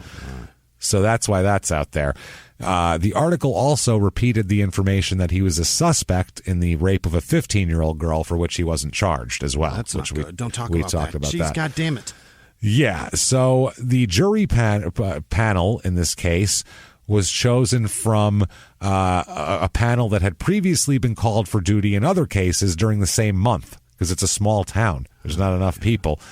On the night before the trial, one of the lawyers learned from a call from the judge or somebody in the court learned from a call from a potential juror that some of the members of the panel from which the Tuggle jury was selected had been contacted by members of the sheriff's department and by Terry Hawthorne, who was a reporter for the Smith County News, apparently concerning their performance as jurors in a murder trial that had occurred a few days earlier. So they want to talk to him about the murder trial they just did, and they're about to go do another murder trial. So, in that trial, the defendant had been convicted of first-degree murder charge, and the prosecutor said he was mad that it wasn't a capital murder charge that was a death penalty eligible. So that's the way that worked. Now, Tuggle's counsel told the trial court that some of the jury had been contacted about that sort of shit. Could we get a new panel maybe? And the judge said, no, we're going to use these same people. Okay. He also, Tuggle's lawyer asked if he could ask the jury members what their specific experience was about the pretrial publicity and who they've been contacted by and all that. And the court said, no, can't do that either. Jesus Christ, you guys. The first 20 members of the panel were called in, and the eight panel members, in the presence of the other panel members, immediately indicated that they had formed an opinion already as to his guilt. Yeah. These 8 panel members were excused, but all the other ones heard them say that. However, the 20 member panel, that was the rest of the people they picked, basically, who didn't say, I think he's guilty already. But 5 members of the jury that ends up serving indicated they had been contacted before the trial, either by a member of the sheriff's department or the local media. 10 members indicated they had read articles about the Tuggle case, including those that referred to a prior homicide and contained the false report about the previous rape conviction. Jesus. 6 acknowledged they remembered details from the newspaper accounts, and 5 had served as jurors in the earlier trial and had been contacted by the media or sheriff to explain their lenient verdict in the case, the last murder trial. The court, this is wild, the court refused to allow individualized questioning of the jurors. This is a poll afterwards.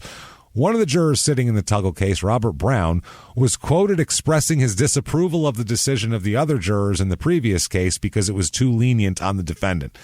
Brown was later selected to be the foreman of Tuggle's jury. Boy, the appeal's going to be so much fun. So trial comes along, Yeah. and during the trial, the state introduced, or the Commonwealth introduced, expert testimony from pathologist on the rape evidence. The pathologist testified that Miss Havens had been sodomized and died of a single gunshot wound to the chest. The pathologist further testified that the victim's vagina had been penetrated or manipulated. However, he acknowledged no semen was found in the vagina. So they deny Tuggle's motion for an expert on the subject, by the way. The defense was unable to put on an affirmative evidence challenge, challenging the rape charge because they didn't have an expert. So there's that. During the prosecutor's closing, okay, this is his closing. Now, this is a Southwestern fucking Baptist prosecutor going to town. I don't know if he's Baptist or not, but yeah, Southwestern Virginia. Yeah. I'm sorry. Now, they need aggravating circumstances for the death penalty. One of the aggravating circumstances that you can do is vileness, the vileness of a crime. What? How unsettling it is. That feels subjective. It's a little subjective, and that's kind of the point of why it's weird. Yeah. So this man, the prosecutor, in his closing, not in his clothing. Well, he was probably dressed, I assume, Probably as well. in his clothing for his clothing. Probably wasn't nude with his balls dangling going, let me tell y'all something. Now, I forgot my pants this morning, but I'd like you to overlook that. Thought I was going to sit behind that desk all day today. They sprung the closing on me. So here you go. Oh, they can all see it. I need a distraction. Baby, we were born to die. Y'all like Bruce? All right, then. So he says, quote, even if Tuggle didn't have that past history, you could still find in this particular case that his conduct in regard to Ms. Havens was so outrageously or wantonly vile, horrible, or inhuman, for which it was, nobody, till the day you die, you'll never believe that this was not inhuman, or that it was anything other than horrible, that it involved torture. The woman was bitten on her breast, and the testimony was that she had several bites there rotating on that one tooth. So he was just keeping her and biting her all over the place. Or if you find, and again, this is calling for you to use your common sense, depravity of mind or aggravated battery to the victim. I imagine he could have chopped her up into little fine pieces and it would have been a little more aggravated, but what he did to her was just as aggravated. It was atrocious, way beyond the minimum necessary to even accomplish the act of murder. That's true. Tuggle was tried 12 years ago on murder, and they found him guilty of second degree then. Now he's back here again on another horrible offense the same way under the similar circumstances. The fact that he is here in less time than he was even sentenced to ought to be a message to you as to what will happen if he doesn't get the death sentence. The only thing I want to state to you, and let it be known to everybody here, and so there is no misunderstanding as to where we stand, is that I can only say, God forbid if you give him any type of sentence that permits him to get out there and do this again. And anything less than death is going to do just that. there is a great possibility that he'll be able to do it again. There are enough killers out in society that go undetected and uncaught, untried, unconvicted, and can keep doing it until they finally get caught. Sometimes they never catch them all. We caught one. We've got one. We've got him here. We've got him in here to where we can do something with him, and that's let's not miss an opportunity. Jesus. So he wants capital murder and death. Bad. Land of opportunity, James. You have an opportunity here. You have an opportunity to kill a man, everyone. Verdict comes in. He is found guilty of capital murder, which he can still get life for, mind you. So during the sentencing phase, the prosecution calls this is when they bring in the psychiatrist, the state psychiatrist, who talks about his, quote, high probability of future dangerousness, he tells the jury. Which, obviously, I don't think you need to be a psychiatrist to fucking notice that. I think you've got to be 12 to recognize that. Yeah. Any of our listeners right now would be like, well, yeah, he's obviously he's going to do this again. He'd been denied the assistance of an independent psychiatric expert, so he could not offer counter advice to this. This is the only expert heard from, was the state expert, just for the prosecution, nobody else. So the verdict comes in, and the jury tells him, you, sir, may fuck off, death in the electric chair. Wow, that's heavy. That's heavy. That's a big one. That's deep. Death in this horrible way. Death, and we're going to do it in a really gross way, too. Check it out. We're going to be vile, too. Yeah, we can do this. So that is March of 1984. He is sentenced to death. Okay? May 31st, 1984. Yeah. It's 2 months later. The Mecklenburg Correctional Center. 6 death row inmates escape. And he is one of them. Unbelievable. These 6 death row inmates are responsible for 17 murders altogether. Oh, this is the A team right here. There is almost three apiece in this group. Yeah, this is a pretty illustrious group of these people. He might be the only one good for 2. I think so. He has to be based on math, unless somebody has 1 and someone else has 8. We don't know what the hell happened. We don't know the numbers here. We'll actually find out later on. I'll tell you who escaped exactly here. Okay. It's a maximum security prison. They used a bomb threat to escape, is what they did. This is pretty fucking ingenious. They called the guards into the death row center on some fake disturbance. Basically, they created a disturbance to call them in there. Okay. It drew a shitload of guards. They ended up overtaking the guards with homemade knives.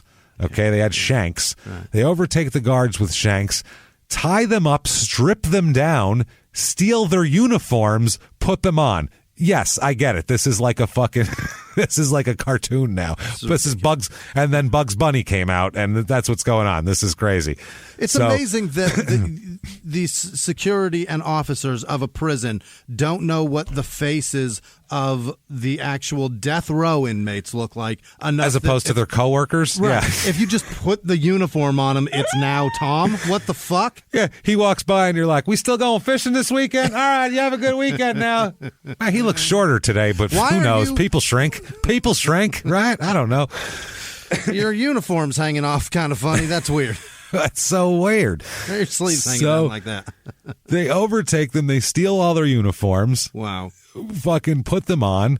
Then they got the uniforms on and they get a stretcher and put something under a sheet on the stretcher and pretend it's a bomb they found. So they now come out and said, there's been a bomb threat up there. We don't know if it's a real bomb or not, but we're getting it out of here. So, yep, that's that. We're going to drag this live bomb through the prison on this stretcher. Excuse me, pardon me, live bomb coming through. Well, we got to take it out of here. So we don't think it's real, but there's a bomb threat. So they told the people working in the booth there or whatever, what's it called in the cage? The cage there. They said, we need a van outside so we can get this. I don't know what the hell this thing is. We got it. We're not going to carry it away, so we need a van. And they went, okay. So They don't know. The only thing they don't know is if the call for the van was made by one of the prisoners or a guard held hostage or a guard they fooled. They can't tell the difference, okay? At that point, does it fucking matter? It's amazing that this happened. It's crazy. There's no reason in the world that this should ever happen. No, are you kidding me? This is fucking ridiculous. Yeah. This is insanity. So they went to the van, and then they were just like, it was a fire extinguisher, by the way, that they had acted like it was a bomb. And then when anybody else tried to come to the van, they were like, it might be a bomb in here. You guys get back. Everybody get back. We don't want to. Oh, sorry. Yeah, you guys. Woof, take that out of here. They all backed up. Jesus Christ. And at 10:47 p.m., they drove away from the prison in a van that they were given by the prison. It was in police uniforms, in correctional officer uniforms. It was called, quote, a well-executed plan. I would say so. Would you? Yeah, it's well executed, yeah. They got out of jail without a drop of violence. That's insane. To get off of death row, this isn't even regular jail. Right. This is death row. There's like 3 more security stops there, and they got out of. That's incredible. I would say they thought incredibly bungled by the fucking security of this prison. There's no reason in the world that this should have worked. No, but it's incredible that they thought of the thing. Well, okay, what would get everybody to just let us rush by and not want to fucking check paperwork or anything? Right. A bomb. Oh God, shit! Open the gate. Let them go out there. It's a great point. They're not looking at faces. They're looking at that gurney. What the fuck? That's a what? Yeah. And that's exactly what they were saying. So they said they were not believed to be armed with guns, but they did have shanks and stuff, and they're all murderers. So they figured they'll come up with something. They're probably pretty dangerous. Bare hands are scary enough. Yeah, the Warren County Deputy Lawrence Harrison said he received a call at 12:15 a.m. about a, quote, a cutting on Baltimore Road outside of Warrenton. That's these guys, by the way. Stabbing, a cutting. A cutting. Andrew Davis of Warrenton said 2 men stopped him while he was driving, asked him for a ride, then pulled a shank out. Yeah. So this guy, Davis, started fighting and got his way out of the car because he didn't want to drive with these guys. He had some scratches and some cuts and bruises and shit. And 2 men drove away about 25 yards before abandoning the car and running away. They only can imagine they can't drive a stick. That's what they thought. They must not be able to drive a stick or be able to get it into second gear. So they were like, fuck it. It's go. Tricky. It's tricky. So we stole a tricky car. God damn it. That is fucking wild. So back at the prison, once the alarm was finally sounded, when they realized that death row was cleaned out and the guards are in their underwear tied up in there. Wow. Once they realized that, they set the alarm. And the guard who found that out said, they said he, quote, went back upstairs and began releasing the other hostages and immediately alerted other officers that an escape had occurred. This was the first escape from the 7-year-old prison at the time. 7 years. So 7 years. The escapees are, let's talk about this illustrious run down group. This roster, yeah.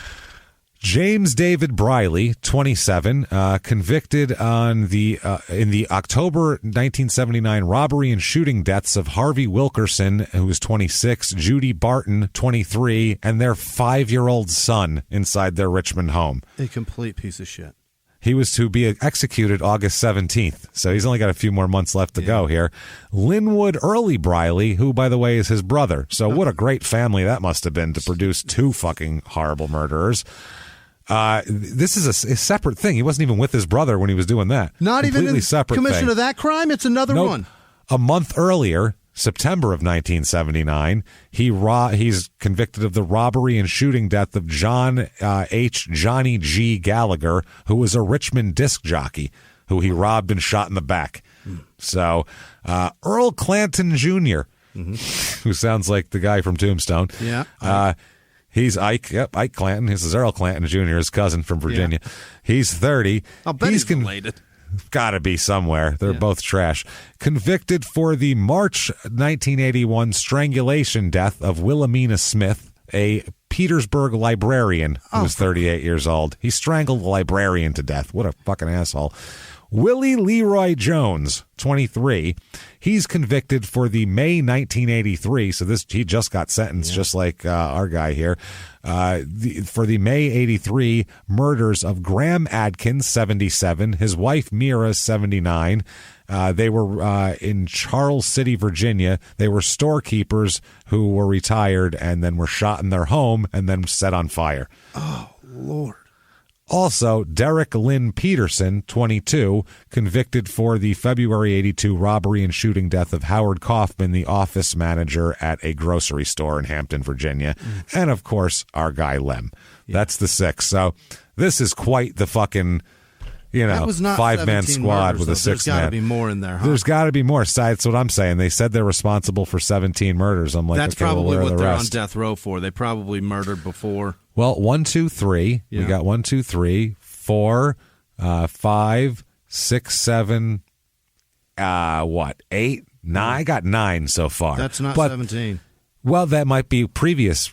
Not what they're on death row. Yeah, yeah. The ones that they're on death row. You count for. Lem. Yeah. You count Lem's previous. That's 10, and then they probably have it too. So, this is quite the crew. Tuggle That's and the death chart of assholes. That's what that is. That is. It's quite the depth. They got a 6th man of the year, sixth asshole of the year over here. They got a 5-man squad and a 6th asshole too. It's a depth chart of who's the starting asshole. who's going to be the best asshole? So Tuggle Jones and the Briley brothers stole a pickup truck. This is the truck with the fucking vanity tag on it. Yeah. PEI-1. Don't know why that is. From the driveway of its owner, so not like they won't notice that. Right. The Brileys were dropped off in Philadelphia, so they made a stop in Philly where their uncle got them a job at a fucking North Philadelphia car garage under assumed names, and they just started working like it never happened. The Briley brothers. Death row murderers, brothers. I'll get you a job, kid. Don't worry about it. Gotcha. Talk about minding your own business. Jesus Christ, there's a limit to that shit. Tuggle and Jones plan to continue north to Canada because they knew Canadian authorities won't extradite fugitives that will be executed. That's part of their deal. They also don't allow fugitives into their country. No, you got to sneak in through the forest. But once you're in, you're in. That's the thing. So I told you about the carjacking here. He said the carjacking, by the way, he was stopped at a light and the 2 men approached him, the 2 guys that were left. They asked for a ride. He gave them a ride. He said, sure, get in. They got in the car and drove for a little while. And he said he drove them out of town. And he said they started to act suspicious. And that's when he was like, okay, I don't want to fucking do this anymore. And he said they held a knife to his throat and said if he didn't drive, they'd kill him. And that's when he got away from it and struggled and jumped out of the car. And, so they said later on, quote, I guess they were frightened because of the way Mr. Davis was hollering and screaming and carrying on. So they just decided to run. So that was that. I think they couldn't drive a stick personally, but, they also tried to steal a truck from a, Painter Enterprises in Warrenton. And, that vehicle was also found abandoned the next day. So it's not a great crew here. No. So they're searching for them, obviously. This is a huge deal. They said 2 of the men were spotted on foot that was running away from the carjacking. The FBI joins in on the search because now it's in multiple states. Right. They have the FBI, some 50 local law enforcement agents, and 10 different agencies in North Carolina and Virginia are all looking for these guys. They have bloodhounds they brought in and helicopters and aerial search planes as well. Sure. This is an all manhunt. Hands on deck. Where the fuck are these scumbags? That's got to be one of the hardest jobs in the world, P.S., of finding somebody and trying to predict where they're going to be based on fucking past behavior. That's got to be and then if they kill somebody and it's like somewhere that you didn't expect them to be, you look like the asshole. Now you're the jerk. Right. There's a case That's fucked up. It's so fucked up. And the tracking thing is weird. There's a case I found from Washington. I don't know if we'll end up doing it or not, but it's this guy gets convicted of murder, but it's all based on the fact that a tracker, a guy who was tracking someone, walked up and knocked on his door and said, this is the guy, and took him because he said that he tracked him through a raspberry field. Okay. And he said he knew that it was definitely him because he's the only guy in that area that's Mexican, and only a Mexican would know how to go through the raspberry fields like that. This man said that shit in court. Wow. And this was in like the 90s. He's only like, Mexicans know how to tiptoe through those thorns. The way he did it, the way you go over, he said they're set up a certain way, and only Mexican. They went, so they said you assessed, they said, by the way that the field was traversed, that this man was Mexican. And he said yes. And he said, so would there be a certain way it would be traversed where you would think he was Polish or Dutch or any other fucking race or nationality? And he said, well, I just know that this and that. But the whole thing is based on he thinks he knows how. It's wild. I got the case is crazy. Maybe we'll do it as a bonus. Did he start his testimony with not to be racist? No. He started it with, now this is going to sound super racist. Hear me out. I think that's how he started it, honestly. But it was really weird. I have I'll maybe we'll do a bonus of it or something. Appeal-worthy testimony. Are you ready for this? Yeah, all ready now. So Earl Clanton and Derek Peterson, they're the carjackers there. Yeah. They were captured within 24 hours. Finally, they are captured eating cheese at a coin laundry. Yeah. That's literally how they found them. They were drinking like Thunderbird or Mad Dog. Yeah. They were drinking wine and eating cheese while washing their prison issues. At a coin laundry. They got washing busted. So police uniforms. That's probably what the fuck it was, man. So that is fucking wild. Yeah, they're caught eating that. Hundreds of searchers are scouring all around Warrenton, but everybody else, as we know, they were headed up I-95. Right. 2 guys are in Philly, all of that shit. Dan, I guess. Oh no, never mind. So, that's right. Dan Latham is the guy operator of Dan's Custom Car Factory, and he did a buddy a favor, and housed 2 men. Yeah, housed 2 men. And as unexpected guests, he was like, yeah, sure, we'll take it. One slept in the back seat of a car in the garage, and the other slept on an old sofa. He just said, dead giveaway, those guys are a problem. They're fugitives, probably, yeah. If that's if the best accommodations you could come up with is the back seat of a car, and you have an uncle here, why can't you stay at his house? There's got to be an issue. I need a job, and I'll sleep in whatever I'm working on. Yeah. I need to see your background, sir. Well, he asked, well, at least, what are your names? Yeah. And they gave their names as Slim and Lucky. I'm Slim and that's Lucky. All right, then. Yep. All right. No, all right. You can't be here. Well, I guess Slim, you'll be in the back seat of the car, and then Lucky, it's your lucky day, pal. I got an old sofa for you. Didn't even give names. They gave nicknames. Slim and Lucky. He said that everybody considered them polite and considerate. Yeah. They were very, because they were trying not to draw attention to yourself.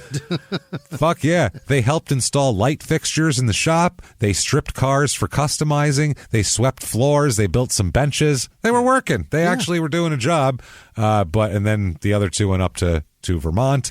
Now, by the time they got, by the time they got about 15 miles south of the Canadian border, they're hungry and they're tired. They're almost out of gas. Mm-hmm.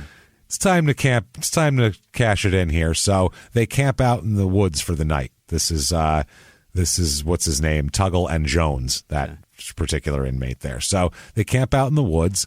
June 5th, this is the problem also. It's something and this is the thing that I think investigators are experiencing a huge deal right now looking for dipshit in Florida. Yeah. Is the search is now hampered by dozens and dozens of false leads. Yeah, of course. Yeah. They're coming in everywhere. I've seen them. And it's a bunch of guys, they're average looking guys. So I've seen them is not really. So they're sent in all sorts of different directions that are the wrong directions. A man in Oxford, North Carolina, steals 2 cans of pork and beans from a snack shack store. Yeah. In Oxford, North Carolina. Jimmie, 40 fucking law enforcement officers show up. Oh, 40. You got to feel like Not any of the. Yeah. Imagine you got caught stealing 2 cans of pork and beans, and As if you're the like- the FBI showed up. Jimmy, there was helicopters flying around with FBI agents and local people from North Carolina were there. He's like, I stole fuck, dude. How much are Van de Kamp's worth today? They are taking the bean theft seriously nowadays. Holy shit, this is crazy. A lot of fucking wow. So that would have been a hilarious scene to get them all out there. They're like, nope, not him. Never mind.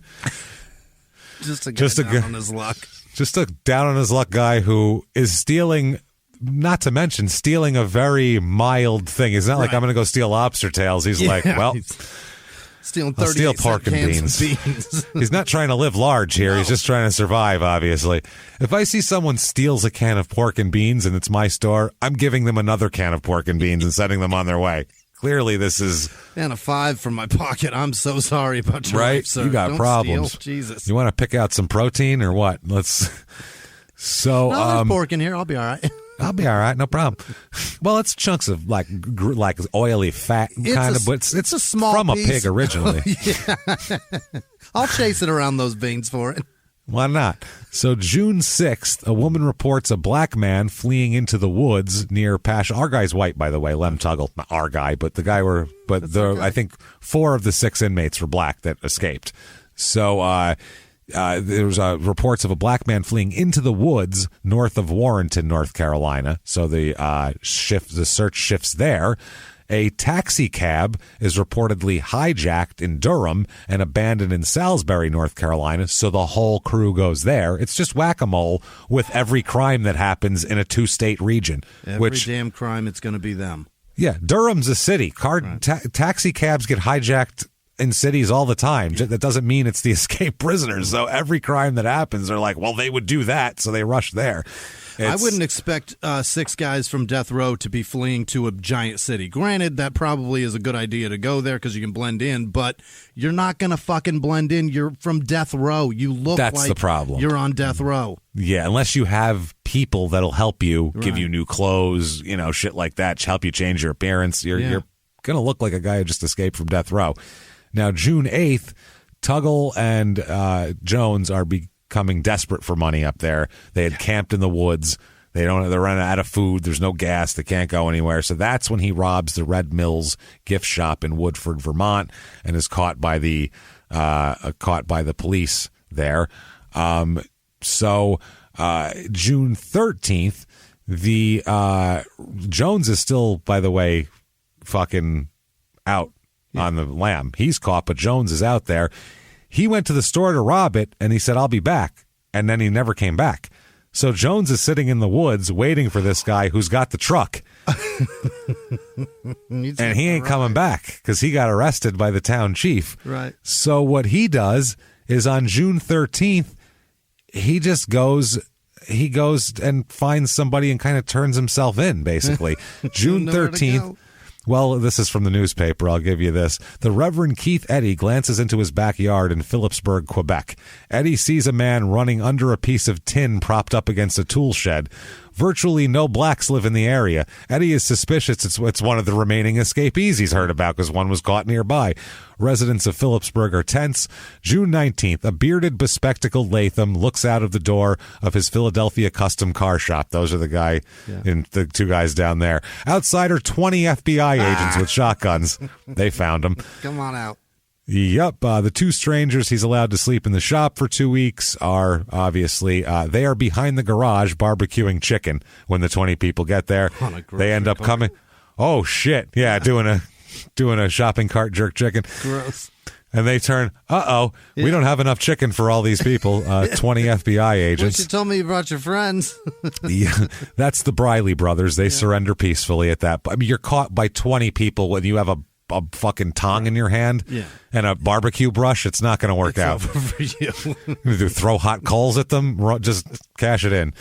So June 20th, they return to Richmond, those 2, and they get all of there, and everybody else is back in custody by then. The reason why the guy went into that reverend's backyard, hid behind a piece of tin, when he found him, they called the police. This guy basically said, I'm him, I'm done. he came to a populated area and went in his yard because he said when Tuggle didn't come back, he was scared to sleep in the woods by himself. He was scared of to sleep in the woods by himself. There's bad people out there. Something could happen to me. Someone could murder me. Crazy people are in these woods. He was afraid of the... You're the thing everyone's afraid of. You're the murderer. The boogeyman's afraid of the dark, James. You're the boogeyman, stupid. That's why the boogeyman hides under the bed, James, because he's afraid of the dark. Holy shit. This is like crazy after crazy. What is going on lately? I swear, next week there's going to be like a very normal case without any of this. This is insanity. Fucking insanity. So, yeah, they're all back in custody now, and so the boogeyman's in your closet. Yeah, it's scary out there. It's dark. It's scary. It's dark out there. There could be bad people. Baby, we were born to die. He's afraid of the woods, Jimmie. He's afraid of the fucking dark. Scum like us. Baby, we're afraid of the dark. Baby, we're scared of the dark. Baby, we require light. That is incredible. Baby, we like night lights. What is happening, man? So... When Tuggle was robbing the store, the $80, the store employees gave a description of him. It's a prescription for a death row inmate. And the stolen pickup truck, he was a short time later, about 1:30 p.m., he is caught at a state police roadblock after being chased by the local town police chief. Was like, ran him right into a roadblock. He knew where the roadblock was and just let him there. Chased him into the roadblock, basically. So he was picked up about 5 miles north of the Vermont-Massachusetts border. He had driven to Vermont in a pickup truck, like we said. This is fucking hilarious, his reasonings. So... People are relieved, obviously. The North Carolina Crime Control Department spokesman said everybody in the back of their minds expected there to be some really horrible event. They all expected them to be just murder their way across the country. Yeah. But nobody did, because that takes a minute. They needed to keep moving. Also, you need weapons to do that. And all they've got is a filed down Oral-B. That's not going to do it. It's not going to do it. Yeah, this guy's got a piece of plastic. The world, right, with an Oral-B. Yeah, he's like, I found a piece of plastic in the shop, and I'm going to rob places with it. Stab my way through this country. Yeah, this guy also said there was always the fear that they had perhaps murdered a couple way out in the backwoods and stuffed them in the refrigerator or something, that they were living on their food holed up way out back in the woods. Jesus. That's what they were worried about, that they came upon, like at the Great Outdoors story, came upon a family, fell on them, butchered them, ate them. Butchered them and ate them. That guy really thought hard about it. They butchered a family and stuck them in the fridge, and they're eating all their oats. Well, we got to take the food out to fit them in there. Let's just keep it needed, I guess. Surviving on beans and rice. So they bring him in, whatever. He's back in prison. He does an interview, does Tuggle. He's doing prison interviews, Jimmie. They're calling him on the phone, and he doesn't give a fuck. He said about the plan, quote, "It worked good." Well, yeah. It did. The prison was supposed to be one of the most secure in the United States, but they opened the gates and just let us out. Wow. I could probably write a book and sell it. Or, we got this, Lem. Don't worry about it. Pal. We got you covered, Chief.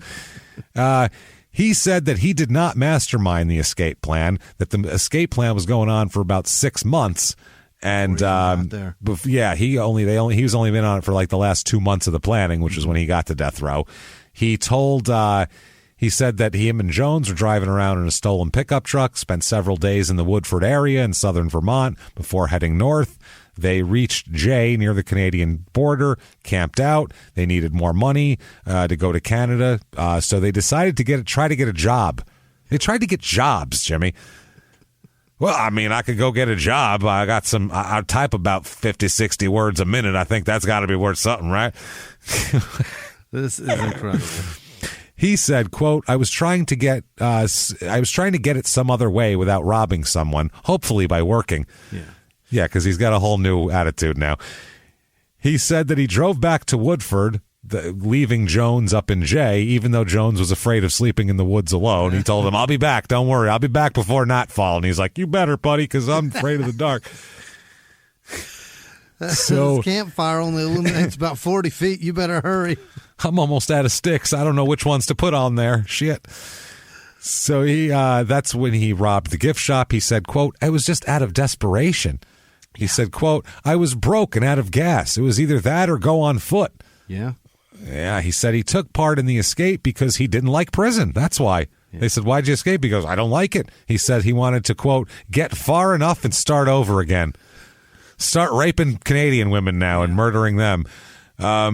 They said that, what about the electric chair? How do you feel about that? And he said, quote, there's a lot better ways to go than that. Yeah. I would say that's a bad one.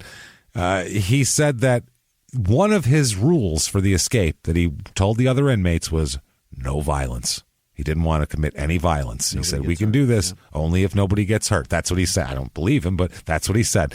He said, quote, we had ample opportunity to have plenty of violence, and there wasn't any. I made an agreement not to hurt anyone before or after the escape. The other guys stabbed a guy in the throat, so I don't think they followed it.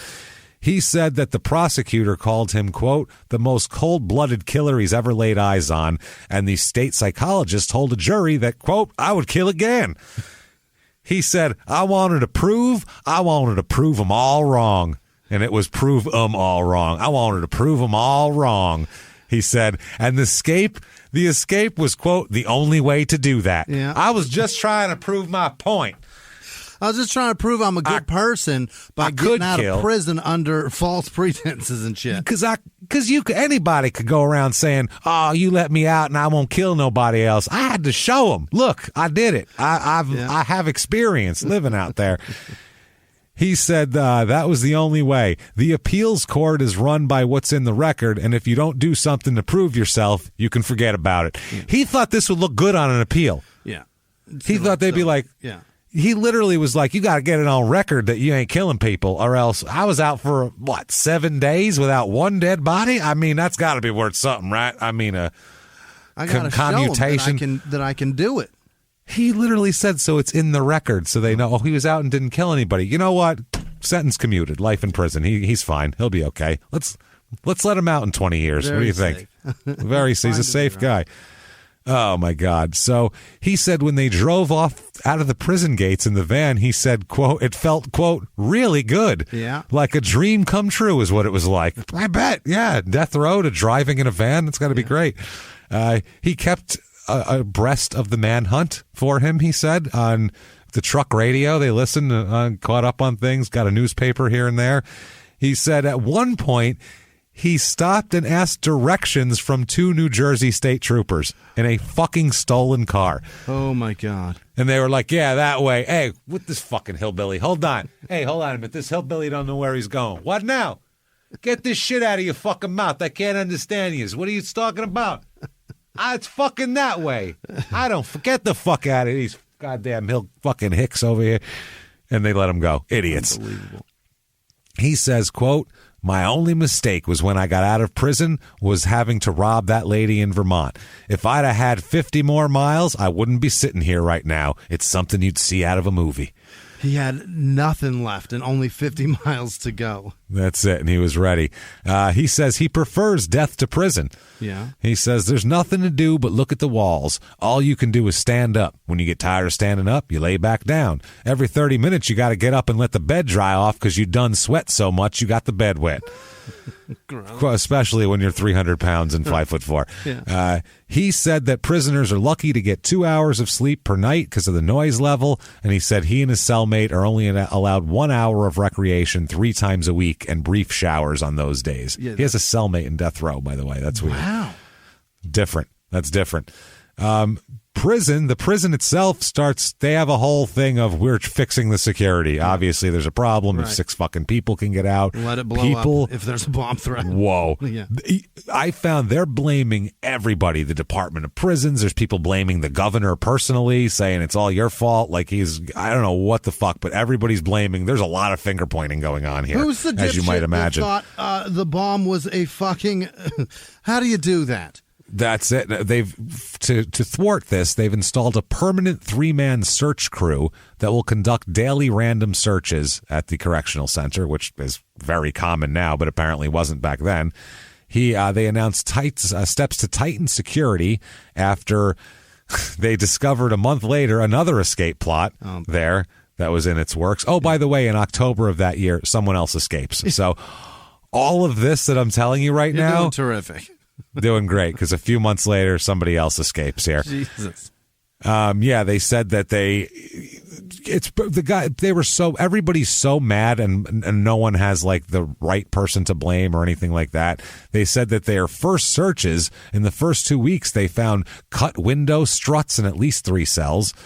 They found uncovered rope, homemade weapons, hacksaw blades, and marijuana, most deviously of all. You can get a hacksaw blade in. You can get weed in. That's, pretty much. It's easier to put up your ass, I would say. Yeah, it doesn't get caught in a metal detector. Yeah, what would you rather put you up your ass, a bag of weed or a hacksaw blade? Put it that way. Go with the weed. It's a little easier. So a consultant's report criticized administrative procedures and said that Mecklenburg said the procedures had an ungovernable conduct among inmates and was apparently the norm. So can't govern them. They're ungovernable. Mm-hmm. So according to this, they've revamped all the security codes, including photo identification cards issued to prison employees, so you can they didn't have their photos on their badges, Jimmy. So you can tell who's who. You mean to they tell didn't me even have a tag fucking threw them off? That's it. They didn't even have a badge to at least compare. Oh, right. You're a white guy and there's a black guy's picture on your badge. This is fucking weird. They don't nothing. Or vice versa. Or vice versa, whatever. Yeah. Who knows? Yeah, who the hell knows? I would assume, too, they would take the white guy badges and then the white guys would take the black guy badges just because everyone's a moron in this fucking thing. So, wow. They're going to do all that. Now, January 1985, Lem Davis Tuggle Sr. dies. So his dad dies. So his dad was alive all through this. He lived to 63. So I don't know what his deal was, but he's alive up till then. Mm-hmm. November 30th, 1985, this is in the Virginia Supreme Court. This is Tuggle's appeal here. Now, the state Supreme Court decides that the state has no obligation to pay for a psychiatrist to assist someone in a capital murder case. Really? They said, upholding the death penalty.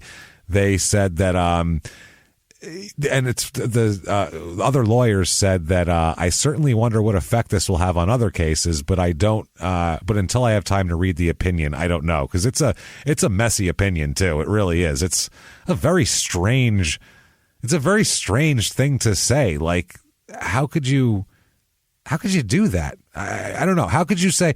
You would think if you're going to put someone on death row, you'd want it to be as clean as possible. Yeah. So you could say there would be, We've done our part, beyond right. reproach, at least. Yeah. This is, I can't even get it out. It's mind-boggling that you wouldn't want to do that. And if you're fighting somebody for in any battle in court, if you have a specific weapon, they should be able to use theirs. That's the same thing in terms of professionals. Yeah. That's nuts. And it was like this up until recently. I mean, there's still states where it's not balanced. But some states have a dollar for dollar thing where you're not allowed. The defense gets the same amount you do. I just mean like if you're going to be having a professional in a certain field, I should have a professional in that field too that disagrees with you. If nothing else, just so it's more. Why wouldn't you want it to be more looking like it's on the level? Like, I don't get that. Especially I get you want to save a couple of bucks, but yeah, that's what I mean. When you got to tell. I get that the people in your state want the death penalty, but then you have to tell them, hey, death penalty costs fucking money. Right. So if you would like to get your revenge, if you want your eye for an eye, that's fine and all. But guess what? You're gonna have to fucking pay a shitload more for everything that comes to that, and that's going to cost you in your pocketbook. So, would you want to pay more taxes, or do you want to have not the death penalty? Because those are the two fucking options you have. Yeah. You can't have it both ways. You got to do it on the up and up, and it's got to be above board, because otherwise you look worse than the murderer, because you look like you're setting up a conveyor belt to murder people, and which is worse. At least this guy, it was. I don't think he knew that she was going to be there and planned it out and had a whole thing. At least that was a random act of violence. When you do it the other way, it's like make it so it's harder to make it beyond reproach if you're going to do it. You look like Harry Connick's dad, who was a fucking monster. and we've said it many times, but people still seem to get confused. We are really have a weird ambivalence about the death penalty. We don't like it at all. Yeah. There's certain people that we want to strangle ourselves. Yeah. There's certain ones of our cases where you're like, I would 100% kick that guy's balls in until he died. Yeah. That would be great. If you would allow me to do that, I'd be happy to. Fine. The only qualms I've got about it is make sure that it is infallible. It cannot it's be. It's not, and that's why it's impossible. Yeah. That's the problem. It's never going to be infallible, and until it is, or until you make a rule where there has to be like a 5-level, there has to be DNA, a videotape, some crazy standard of something is the only way you could do it, and even still, there would still be ways. So it's not a matter of whether we like it or not. Yeah. Nobody likes shit like that. That's not what we're killing Lenny of Mice and Men. That's exactly. That's the other thing. That's it's not applied. There's a million ways why it's wrong, and it's not because we don't want some certain people to die. It's just we don't want them to die in the way that the state wants to do it. And I don't want the state to do it either. I don't want to feel gross about it. No, I have the thing where it's like, if you're going to have a death penalty and you're going to have it be this. Okay, let's say that 18-year-old girl in 71 got raped and murdered by him. Okay, if you were going to put him to death, you'd say, here's the option. Does someone in your family want to beat this guy to death? Because if you don't, that's the death option. Yeah. We'll let you do it out of pure revenge. And if not, then we're just going to put him in jail forever. We don't have a beef in this because it's not our daughter. So we're not going to kill him. If you want to do it, we understand. We'll look the other way. You know what I mean? Yeah. Like a mob boss, like, well, he did you wrong. So you know what? I'm looking the other way on that. It's like one of those. That's what we need. I don't know. What we're saying is we don't fucking know, and we're lucky. That's why neither of us ever want to be governor or any other fucking thing. No interest in politics. That is we don't want to make decisions like this, or at least have an opinion on it to that extent. So, Jesus Christ. It's at this moment, this has nothing to do with the case, but it was at the same exact time as he's doing this interview on the page, also on the newspaper, is when they first discovered how to find like a seminal for semen for rape cases. Oh. A University of Virginia scientist said Friday that he is close to discovering a process in which rape suspects can be identified through their semen. Oh. So this is the beginning of this, is in 1985. He said, that's our direction we're pushing our research in. About to be able to find secretors? Exactly. About to be able to find it through that rather than just, I don't know, we'll find the blood type. Yeah. So May 1985, he appeals to the U.S. Supreme Court. And we'll go through this pretty quickly here. There's 10 counts, so we'll burn right through them fast. 1, trial court failed to appoint an independent psychiatrist and an expert pathologist to assist in his defense. 2, conduct of the trial court and the prosecution worked to deny Tuggle his right by a fair and impartial jury. 3, insufficient evidence to convict Tuggle of murder during the commission of a rape. Mm-hmm. This is a ticky-tacky point because sodomy didn't count under the capital murder statute specifically at that time. So it was rape, which by law meant vaginal in the state of Virginia in 1983. So unless they can prove that he actually put his penis inside of her, then they can't say it's rape, even though they know that he did that there and there's bruising inside. They're saying, his defense is saying, well, it could have been something else. It didn't have to be his penis. It could have been his finger. A bird could have flew in there. Anything. We don't know what happened. You don't have any semen in there. Crazy. Yep. But that's the hair they're trying to split here. The trial court erred in allowing the psychiatrist to testify that Tuggle posed a future danger to society because such testimony was based on discussions with Tuggle outside the presence of counsel without a waiver of Fifth and Sixth Amendment rights. The prosecutor argued that Tuggle should be put to death because he'd otherwise be released on parole. Apparently, you can't do that. The vileness instruction given to the jury was unconstitutionally vague, which we agreed with that. We were like, vile's a pretty... So broad.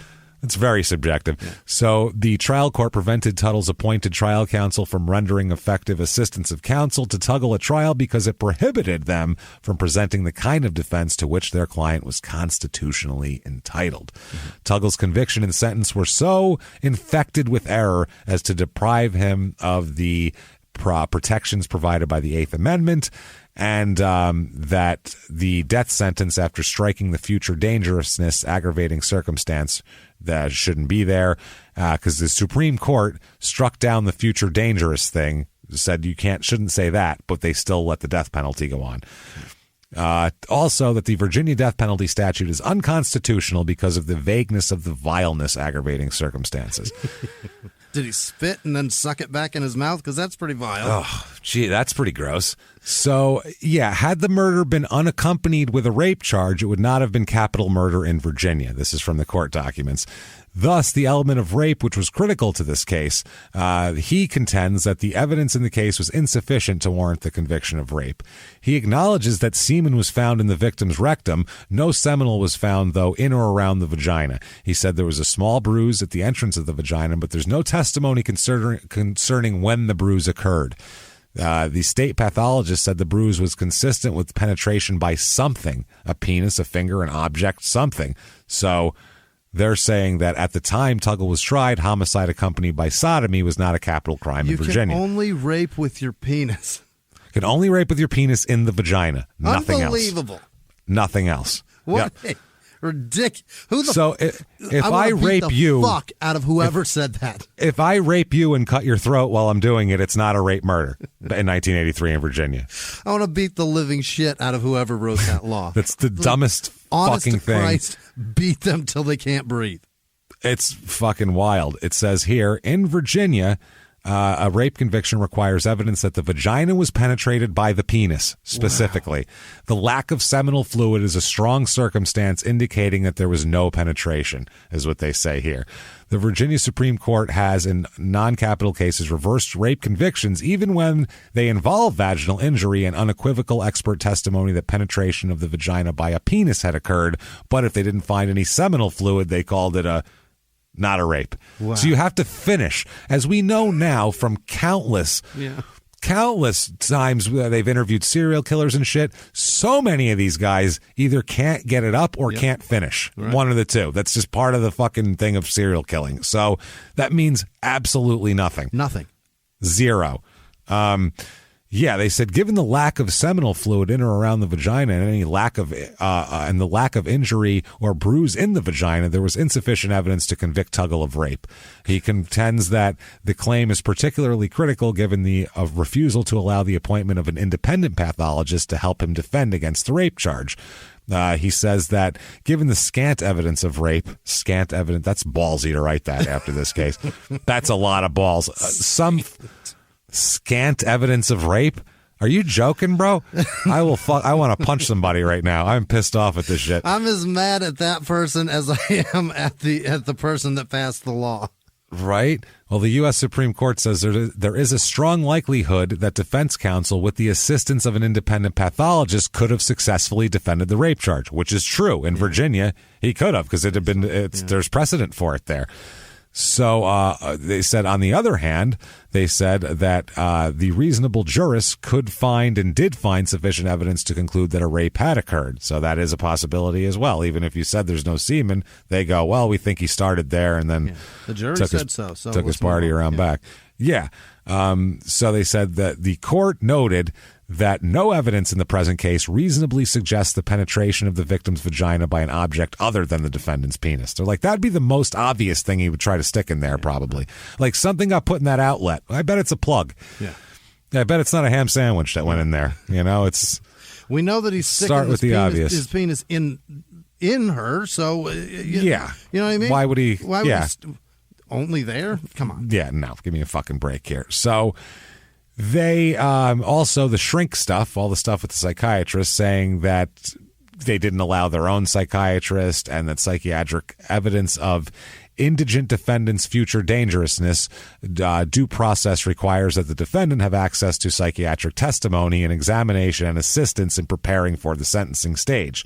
So the Virginia court found that the sentencing was unconstitutional because the prosecution psychiatrist had testified as to his future dangerousness, although they kept it in place. The U.S. Supreme Court says overturned the sentencing based on the lack of access to experts. That's the main access. That's a big deal. That's the one where they said you can't do that. So he does get a new sentencing hearing, but unsurprisingly, they decide, you, sir, fuck off again and go back to death row with you. So they sentence him to death again. That's right. He's back in death row again there in by 1985. Okay. Back on death row. 1985, he tries to escape again.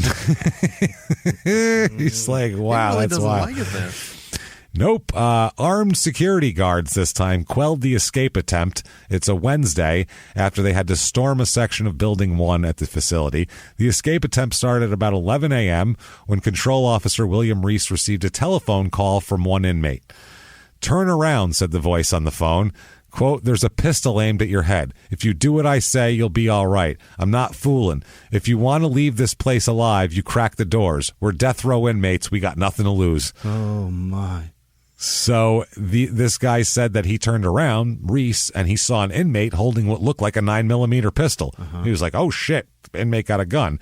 The inmates also around him had homemade knives. So everybody's got shanks, and this dude's got a gun.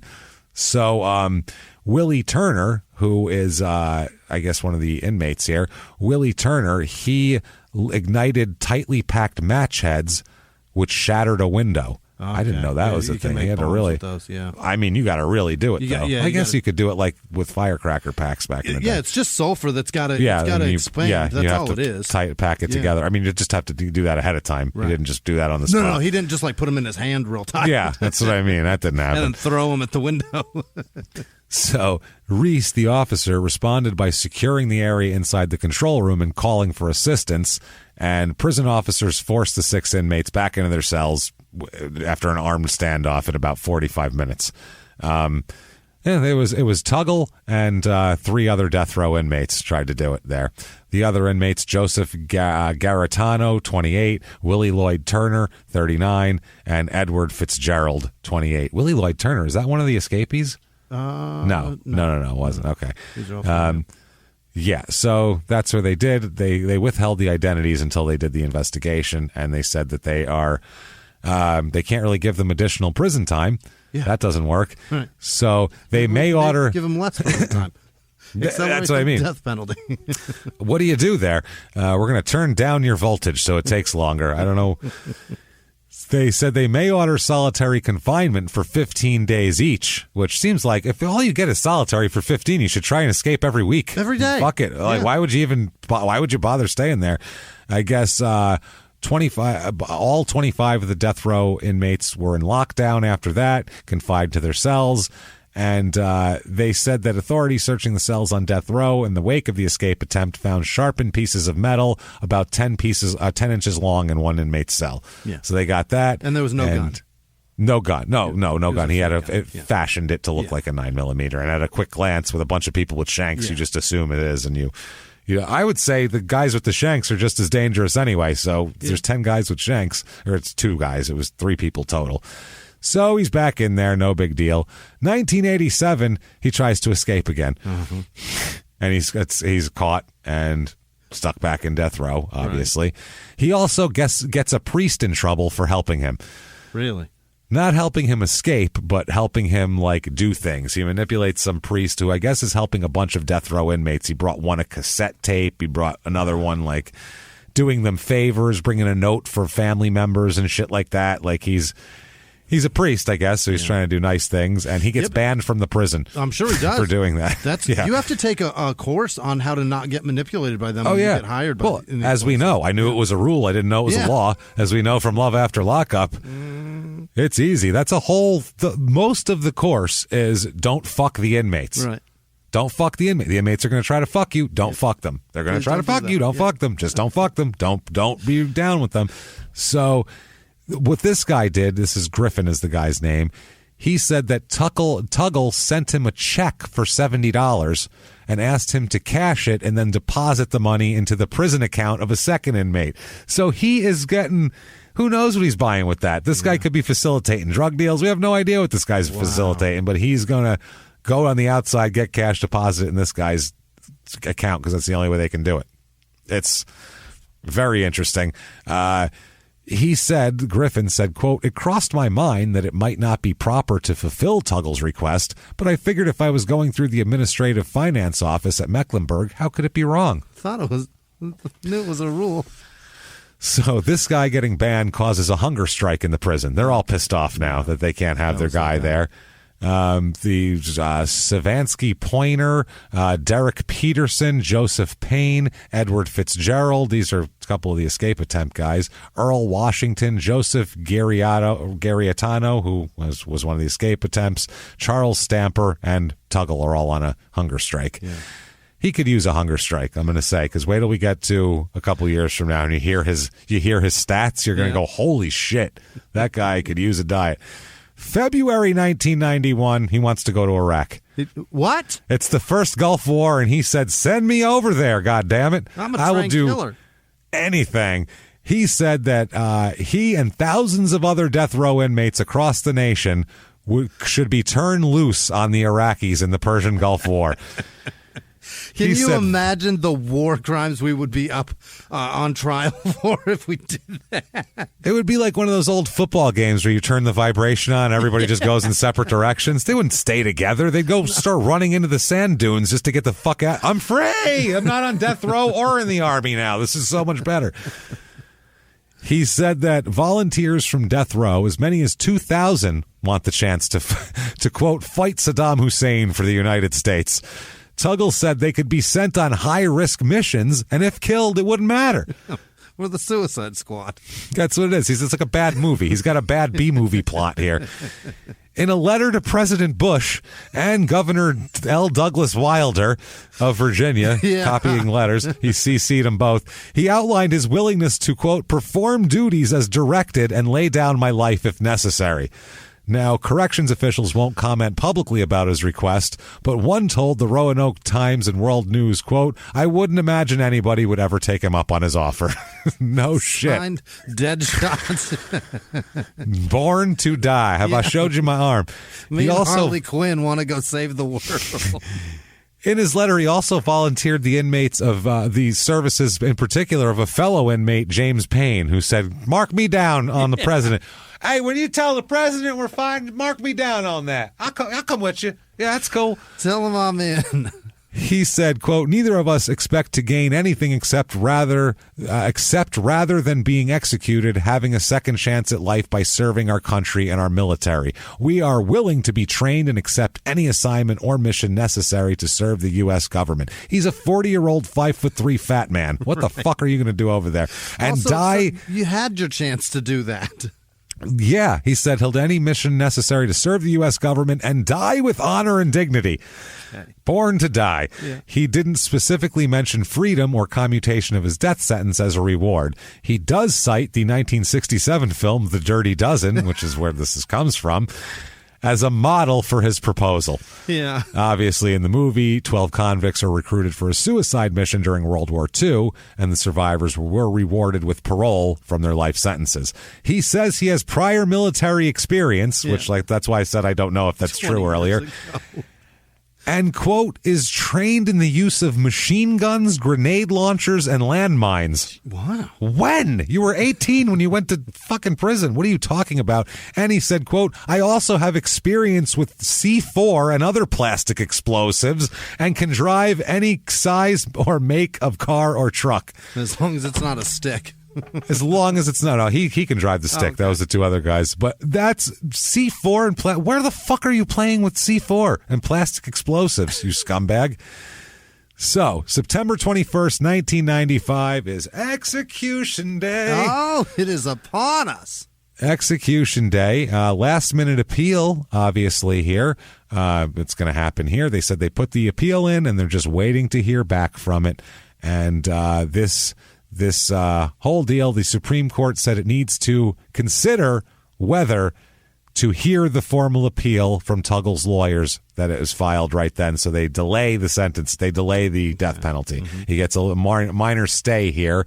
They said if the court decides not to hear the appeal, the stay would be lifted automatically. Under state law, the execution would be reset for a date no more than 70 days after lifting of the stay. Yeah. So, Tuggle's lawyer, by the way, who his appeal lawyer was Tim Kaine, who later on will be governor of Virginia and a vice presidential candidate in 2016. That guy. Tim Kaine, yeah, he was a lawyer at the time, and he was his appellate lawyer to go to the Supreme Court because he was, I guess, a good lawyer.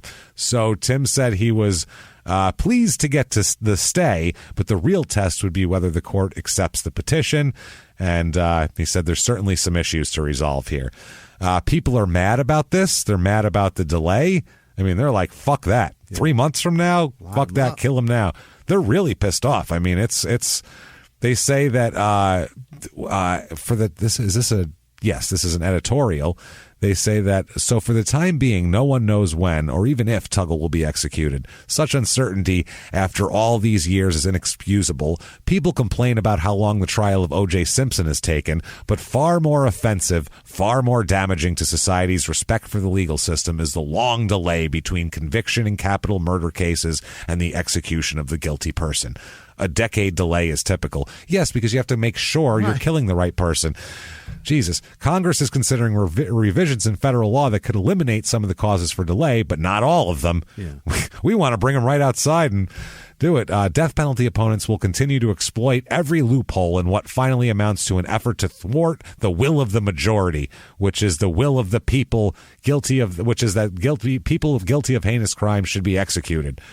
My God, the more that desire for justice is thwarted, the more cynical the public is apt to become, and the more likely people are to support even harsher penalties and fewer legal protections for criminals such as Tuttle. So you have to kill them, even if it's not legal, to make sure that we don't kill more people because it's legal. Because listen, that's what they just said. Arthur That's Lee what that Allen editorial said.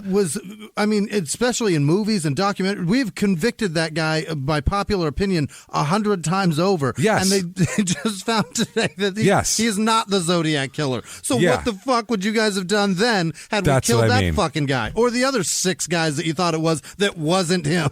Yeah. Or the many, many, many people who are freed from death row with DNA evidence. Exactly. And, so it's a lot. And we all know that. We're not going to legislate the death penalty on this show. That's not our job. Right, so but we can't bow to that psychotic shit. That's just silly. That's a very specific point of view. Yeah. December, and the way to try to I think it's right that this should happen. Not, well, if we don't do it, we'll have to kill more people. Then you'll get what you want even less. That's a dumb way to do it. Don't bullshit me. Fucking be honest, and then I'll take your argument at face value. Don't try to go, it's actually better for you to get what you want more for me to have the thing I want. Right. Don't tell me that, fucking assholes. So December 13th, 1996, Execution Day 2, Lethal Injection Boogaloo. Yeah. It's now they've no more electric chair in Virginia. Now they've gone to lethal injection. On Execution Day, Lem is 5'4", 340 pounds. My God, 5'4", 340 pounds. That's so much man. That is, they were a man. Yeah, there was a lot of jokes about he's not going to fit on the gurney and all that he's shit. Wider they did all than he that. Is tall. Yeah. So Tim Kaine, his lawyer, said that the client's latest appeal was rejected by the U.S. Supreme Court last Thursday. He said no further appeals are planned. And, Tuggle said that he's thought a lot about his life while on death row. He said, quote, I find myself wishing I could go back and change things. I find myself thinking, if only I knew then what I know now. You didn't know not to sodomize and fucking murder and rape people, and you didn't know that? Yeah. That slipped your mind even after you were put in jail for it the time before? That you missed you? Missed school that day? Wow. Only the governor can save him at this point. Okay. Only the governor. It's Governor George Allen, who, is that the old football coach or the son of the old football coach? I don't know. I'm not sure. Because the coach of the Redskins throughout their kind of early glory years in the 60s and 70s was George Allen. He was a big giant coach name, so it's got to be him or his kid. You think so? He was getting older. It's got to be his kid. George Allen sounds like a very name that would be very familiar and be all over the place, though. But in Virginia, I don't. Yeah, right next to D.C., it's got to be a Redskin thing, I would think. So George Allen rejected clemency like a goal line stand. Yeah. Like a running back trying to dive over the top. He said, quote, "There is no question whatsoever as to Tuggle's guilt." And he also pointed to the U.S. Supreme Court decision saying they found nothing wrong with it, and neither do I, so fuck it. So there's an interview with Tuggle here his last day, and he says, quote, they ask him, well, how do you want to be remembered, Lem? Yeah. And he says, quote, "It doesn't matter a whole lot to me how I'm remembered. Other people already had their minds made up. They don't have the time to get to know me." He said, "My hope would be that my friends would remember me for what I am now rather than who I used to be. Kindler." He said, "Kindler, gentler, more mellow, more tolerant." More tolerant. He does yoga now, Jimmy. He's he's got a coexist bumper sticker on his stolen truck now, so it's fine. People remember me for who I am now, about to be killed for killing. Fuck. He said, quote, "I do feel responsible and I take responsibility for what happened. I'm very sorry that this has happened. I'm very sorry that a crime took place at all, but because I should never have had a gun." Yeah, dummy, you shouldn't have. You just got out of jail for murder. You're on parole, so you definitely shouldn't have had a gun. While he said he opposes the death penalty, I'm not surprised in his position. He also said he had surrendered himself to the idea of death soon after he was sentenced to it. Well, then he tried to escape prison, so he really didn't. This is a lot of self-serving shit. Twice. 3 times he tried. Thrice. Yeah. So thrice. Not once, not twice, but thrice. That's a 90-day fiancé thing, sorry. He continued the appeal process, he says, only to accommodate the request of a female friend of his. Oh, by the way. No. He's engaged, No. Jimmy. The man has a fucking fiancé! 5'4", 340-pound, death row, fucking execution imminent, double rapist murderer has a fucking fiancé. I'm sorry. It's a man's I know world. people. It's a man's world. It's anybody. If you can't find somebody, you ain't fucking trying hard enough. Because this man is a train wreck in every aspect. Yeah. Physically, mentally, fucking spiritually, legally. He's a disaster. And he's got a, wow. So not just a girlfriend, willing to spend forever with him, knowing, well, perhaps it's just because she knows forever is pretty short. Fingers crossed on appeals. Yeah. He said, "You prepare by faith in God." He's converted to Catholicism now, by the way, after that priest cashed a check for him. He said, "The person on death row is not the same person they kill. I have strong religious beliefs. I've come to terms with what I have done. I'm very remorseful, but I'm not trying to convince anyone of that." He made arrangements for his body to be cremated and given to friends so his ashes can be flown to England. What? He's already purchased the $50 plane ticket. Apparently for an urn. That's the urn rate, apparently, ash rate. And he said that he has friends over there who are going to spread his ashes in a peaceful wooded area because he has claustrophobia, he says. Wow. So he wants to be spread out. I don't know if he expects people to just meet his urn at the airport or what the hell that is. Did they DHL it? Yeah. He spent 2 hours with his fiancée on this day, and he had his last meal. Hell yeah. At 5:05. I know you get excited about the last meal. Last meal for him, by the way, he requested that he have privacy and that his last meal not be revealed to the public. Ever? But it took a year and then it came out what he had. They revealed it a year later, but they did keep it there. He, the corrections officers did it. He had everybody ready. Last meal was pizza and a tossed salad with ranch dressing. He really loves pizza. He loves Pizza. They love it in this town. And a tossed salad. Days. Yeah. You would imagine a 340-pound, 5'4" guy would be a real salad enthusiast, but I guess pizza and maybe salad. I don't know. So at 9:03 p.m., the intravenous feeds are positioned. While the witnesses sit by, they put him on a gurney. They do say, I noticed this reporter says something that they give a decent thing, that when they put him on the gurney, his shirt comes up and his stomach's hanging out and he's strapped down so he can't do anything. So he says one of the guards actually comes and pulls it down and makes him dignified at least before you kill the guy. Belly button, sir. That's a decent thing to do anyway, even if he is a piece of shit. But so, yes. Last words come at 9:08 p.m. Before his last breaths are taken. Last words are, by the way, the date here is December the 12th. 1996. Last words are, Merry Christmas. And he's dead. Wow. Merry Christmas, everybody. That's pretty good. Not bad. Yep. No, his friend says, quote, to see any friend of 13 years dying is very hard. You believe he's with God, but you're sorry he's dead. There's a freeing part of it and a very tragic part of it as well. So I wish he said ho, ho, ho before. Ho, ho, ho. Well, they were saying, too, like in this report, saying he said Merry Christmas and he had a big beard and looked like Santa Claus at the time. So he's this big fat guy. They're executing Santa Claus is what it seemed like right before Christmas. So they're like, this is... The reporter said he was a little, disturbed by the death penalty ritual anyway, just the whole thing. And then he said, now it looks like they're executing Santa Claus, and it made it even creepier. I wish they hadn't put him in that red suit. Yeah.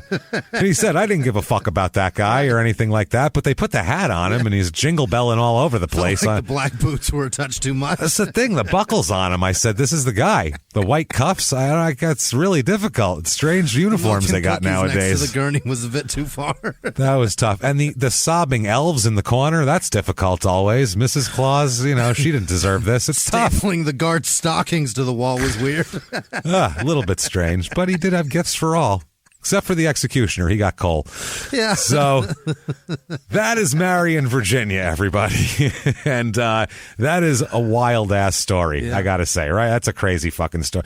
Every week we do stories where I go, how does everybody not know about this yet? Yeah. Like, these are stories where you'd think would be very famous stories, and they're not. So that's why we do the show. The man escaped so many those. Times, attempted so many times, killed so much. How do you... 2 actual escapes and 3 other attempts. Right. That's a lot. That's too many. It's a crazy fucking crime, but if you like this crazy crime, or you liked hearing about it, I should say, you should review us on whatever app, platform, whatever you're listening to. Give us 5 stars or 10 stars or however many stars you can. It helps the show a lot. It does. You should also follow us on social media as well. We are at Murder Small on Twitter, at Small Town Pod on Facebook, at Small Town Murder on Instagram, as well as you should go over to shutupandgivememurder.com right now. All of your merchandise, all of your tickets to live shows, all of your stuff there. Also, start listening to Crime and Sports if you haven't yet. Start this week. It's Mike Tyson. We're in the middle of a 3-parter on Mike Tyson. It's you can't unbelievable. Beat that. Yeah. It's wild stuff. You know who Mike Tyson is. You want to hear us make fun of Mike Tyson and possibly get maimed someday for it? Well, there you go. Listen to that. Check all that out. Do everything up like that. What else do we have to do? Patreon. Yes. My goodness. Patreon.com/crime and sports, everybody. Patreon is cooking. It's cooking hard. This week, we have amazing episodes that we uploaded that people have been going nuts for. We're happy because we really liked them. First of all, for Crime and Sports Patreon, which you'll have access to, anybody over the $5 level or 5 or above gets access to both shows, bonus episodes, the whole back catalog. Anything we put out, you'll definitely have it. So there's that. The Crime and Sports one is personal ads. So you don't have to like sports for that. We are going to read personal ads from old newspapers, and it's fucking hilarious because we really rip them good. And then at the end of this episode, we wrote for each other, we wrote personal ads. I wrote Jimmie's, Jimmie wrote mine, and they're wonderful. So you want to check that out. Then for Small Town Murders, we watched the Lula Rich documentary on Amazon. And then it just reminded me so much of this book I was reading called Cultish, The Language of Cults, that I had to mix the two together. And we talked about basically how this cult language is used by these multi-level marketers to reel you in, keep you there, and how multi-level marketing and cults dovetail so amazingly. It's way too clean and pretty to be not on purpose. We'll put it that way. The puzzle pieces fit so lovely. Oh, it's a round peg in a round hole. It's really just boom, there it goes, perfect, working out. Looped up to it. So yeah, there is that. Check that out. Patreon.com/crime and sports. Really, really interesting stuff there. And get that. And in addition to that, you'll also get a shout out at the end coming up in a second here, because God damn it, we appreciate what you do for us and we want to tell you about it. And in order to do that, we've set it up so Jimmie will pronounce your name terribly. We've set up the two of us, the one who's the weaker reader to read the harder things of names. So that's how we've done this, entertain you for your money. So thank you for that. We do appreciate everything you do for us. And if you just want a shout out, by the way, patreon.com/crime and sports. That's that. And then if you want just a shout out and to be a good person and have amazing karma as well, obviously, you can do that at PayPal also using our email address, crimeandsports@gmail.com. That said, Jimmie, I am hurting for it. Yeah. I need to hear the list of people who would never, ever, ever rob my rural Vermont gift shop at Knife Point for $80 while another man is afraid to sleep in the woods. Jimmie, hit me with them right now. This week's executive producers are Mike Oilers. His Browns won back-to-back, James, so he Holy shit. donated because it's a of miracle. that, I guess. Well, thank you, Mike. Thank you to the Browns. Thank you, Baker Mayfield, I guess, for Hang getting in us there, some money. fellas. Keep swinging. Erica go. Foltz. Oh, and that fucking Miles, the one that beat the shit out of the Steelers quarter. That guy is unfucking real. I can't believe how he's a freak of nature. He is. I love He's an athletic, like an alien. Truly. It's amazing. And then Erica Foltz, Colin the Garrett Dude Miles. O'Brien. Say again? Garrett Yes, Miles Garrett. That's it. Miles Garrett. Garrett Miles. What the fuck am I talking about? You know what I'm talking about. It's interchangeable. Whatever. You got it. Sorry. Melissa Continue. Turner, Brennan Keene, and of course Jordan Bennett. Thank you guys truly for you. what you do. You're goddamn heroes. Other You are the producers best this people. week are Doug Spicer, Amy Spicer's husband. Megan Good's birthday is this week. Happy birthday, Megan. Happy she does. birthday What's that to website Megan. she does? It's the Charlie's. Charlie's Angels? No. No, it's not Charlie's Charlie Angels. Project? It's the one Charlie Project. They do yeah. missing women and all sorts of stuff. Really, a lot of great information She's there, fantastic. and a really amazing resource for that Yeah. sort of thing. She does And a then great her, job. her anniversary is at the end of this month. I believe it's her cool. first anniversary, right? Cool. Well, we helped them propose, so Yeah. we helped that Congratulations, Mike. proposal go down. So we're very happy to hear that. Michael and Megan, congratulations. Yeah. And also Corporal Carl Kirshner. That's what it is. Corporal Carl Kirshner. That's yes, our guy. indeed. Liz Vasquez, James Martyr, Thank you. Arnold Ziffel-Hoare, Jennifer Visconti, Peyton Meadows. Somebody's birthday is this week, I think. They're 60. She said, "Happy birthday to an old man." Every Happy old man birthday, who old turns man. 60. I don't know. Happy birthday to all of you old bastards. Hope your Shitta prostates Perlman are feeling good. And her Ruth dances with vapes and moccasins. That's the guy from Love After Lockup. Patrice Blankenship, Maria Lewin, Thomas Smith, Mojave with no last name, Newton Davis, Nate Newton. Ryan Moss is still a bitch, James. Seriously. Oh. He's such Okay. a bitch. Take Kathy that. O, Kelsey Couts, Justin Kiso. What is this? Alexandra Pressler has a birthday coming up on November 4th, and they donated now. There's no fucking way I will remember that in 4 weeks. So Happy tell birthday Alexandra right now. we said hello and happy birthday in a month. Kelly Snap's wife Alexis had a birthday last week. Happy birthday. Cool. Nancy Weaver, Carly Derdzinski, Ellery Sharon Brock. She came to Phoenix for her vacation, I guess. What a terrible Weird idea. vacation. But That's happy a bad vacation. idea. Jude Kendall, Karina Keaton, Marcel Destin, Janice Hill, Shane Prowett, Crack Whore, Melinda Reed, Samantha Quigley, Tony Zamudio, Eric Buchait. Happy birthday, Eric. I don't know how to pronounce that. Happy Melanie birthday. Krantz and her boyfriend Eric, Marianne Rodriguez, Jesse Pitts, Michael Grimm, Nicole Dorsey, Jacques Delisle, Sally Hoare, Nicole Hoare, Justin Baranka. No, it is Baranka.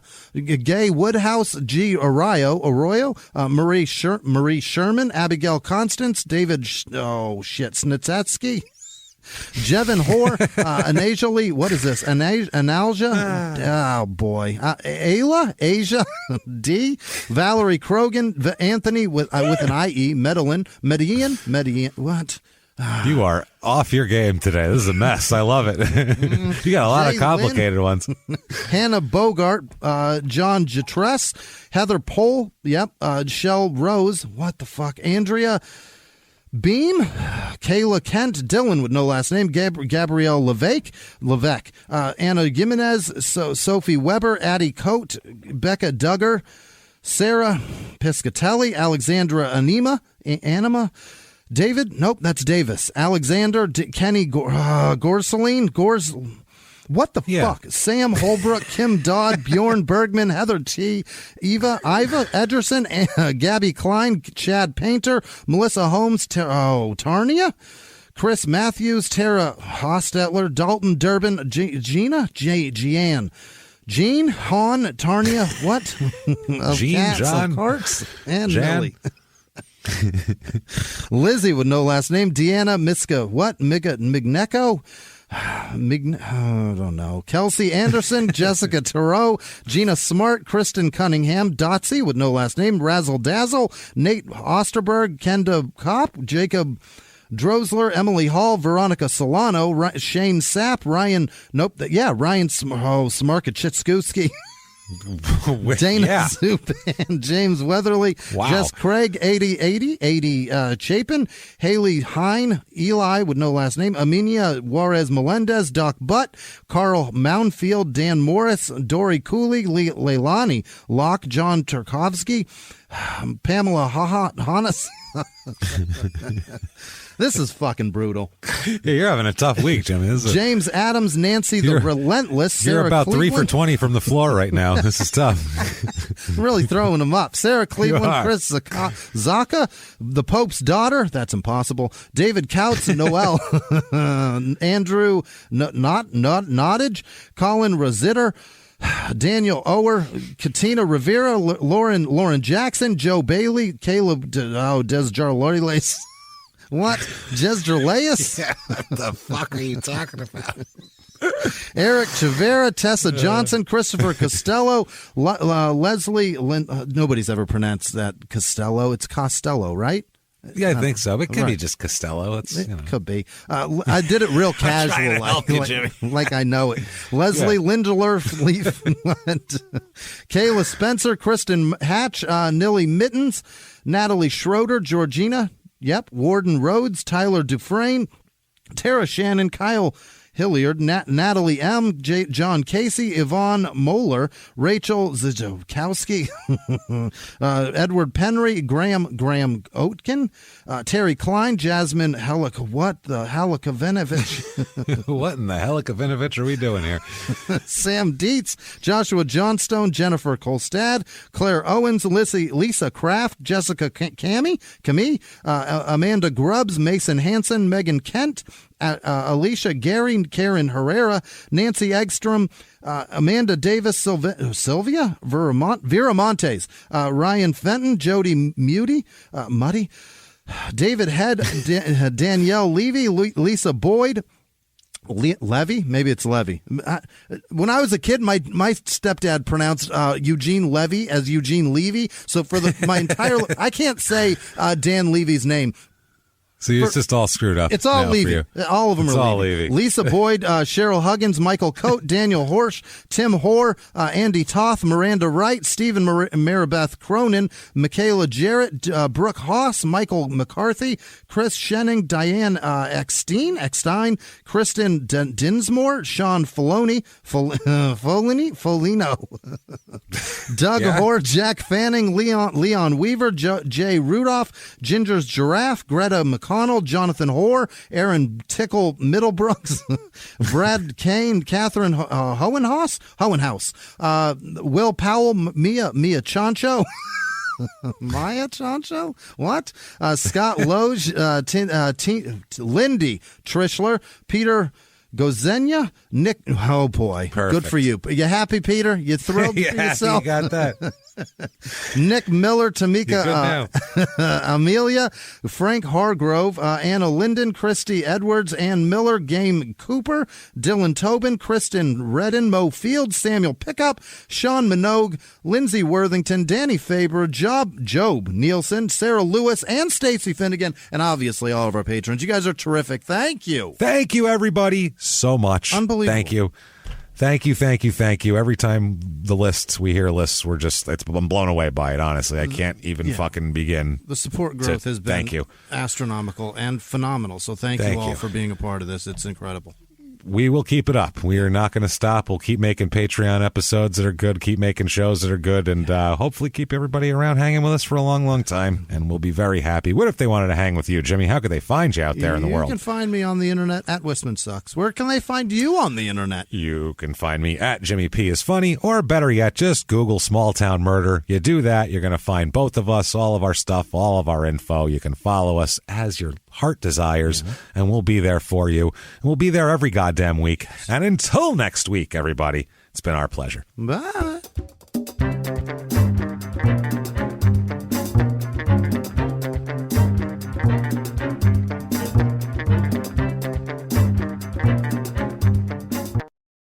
If you like Small Town Murder, you can listen early and ad-free now by joining Wondery Plus in the Wondery app or on Apple Podcasts. Prime members can listen early and ad-free on Amazon Music. Before you go, tell us about yourself by filling out a short survey at Wondery.com/survey.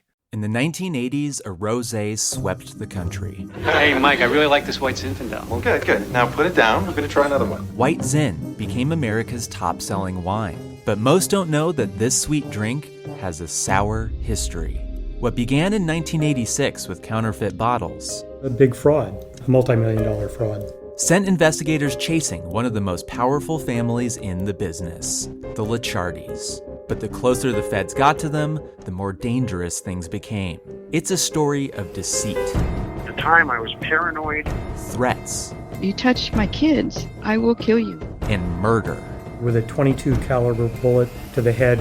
What started with a scheme to mislabel wine spilled into a blood-soaked battle for succession. Welcome to Bloodvines. You can binge listen to Bloodvines exclusively and ad-free on Wondery Plus. Join Wondery Plus in the Wondery app, Apple Podcasts, or Spotify.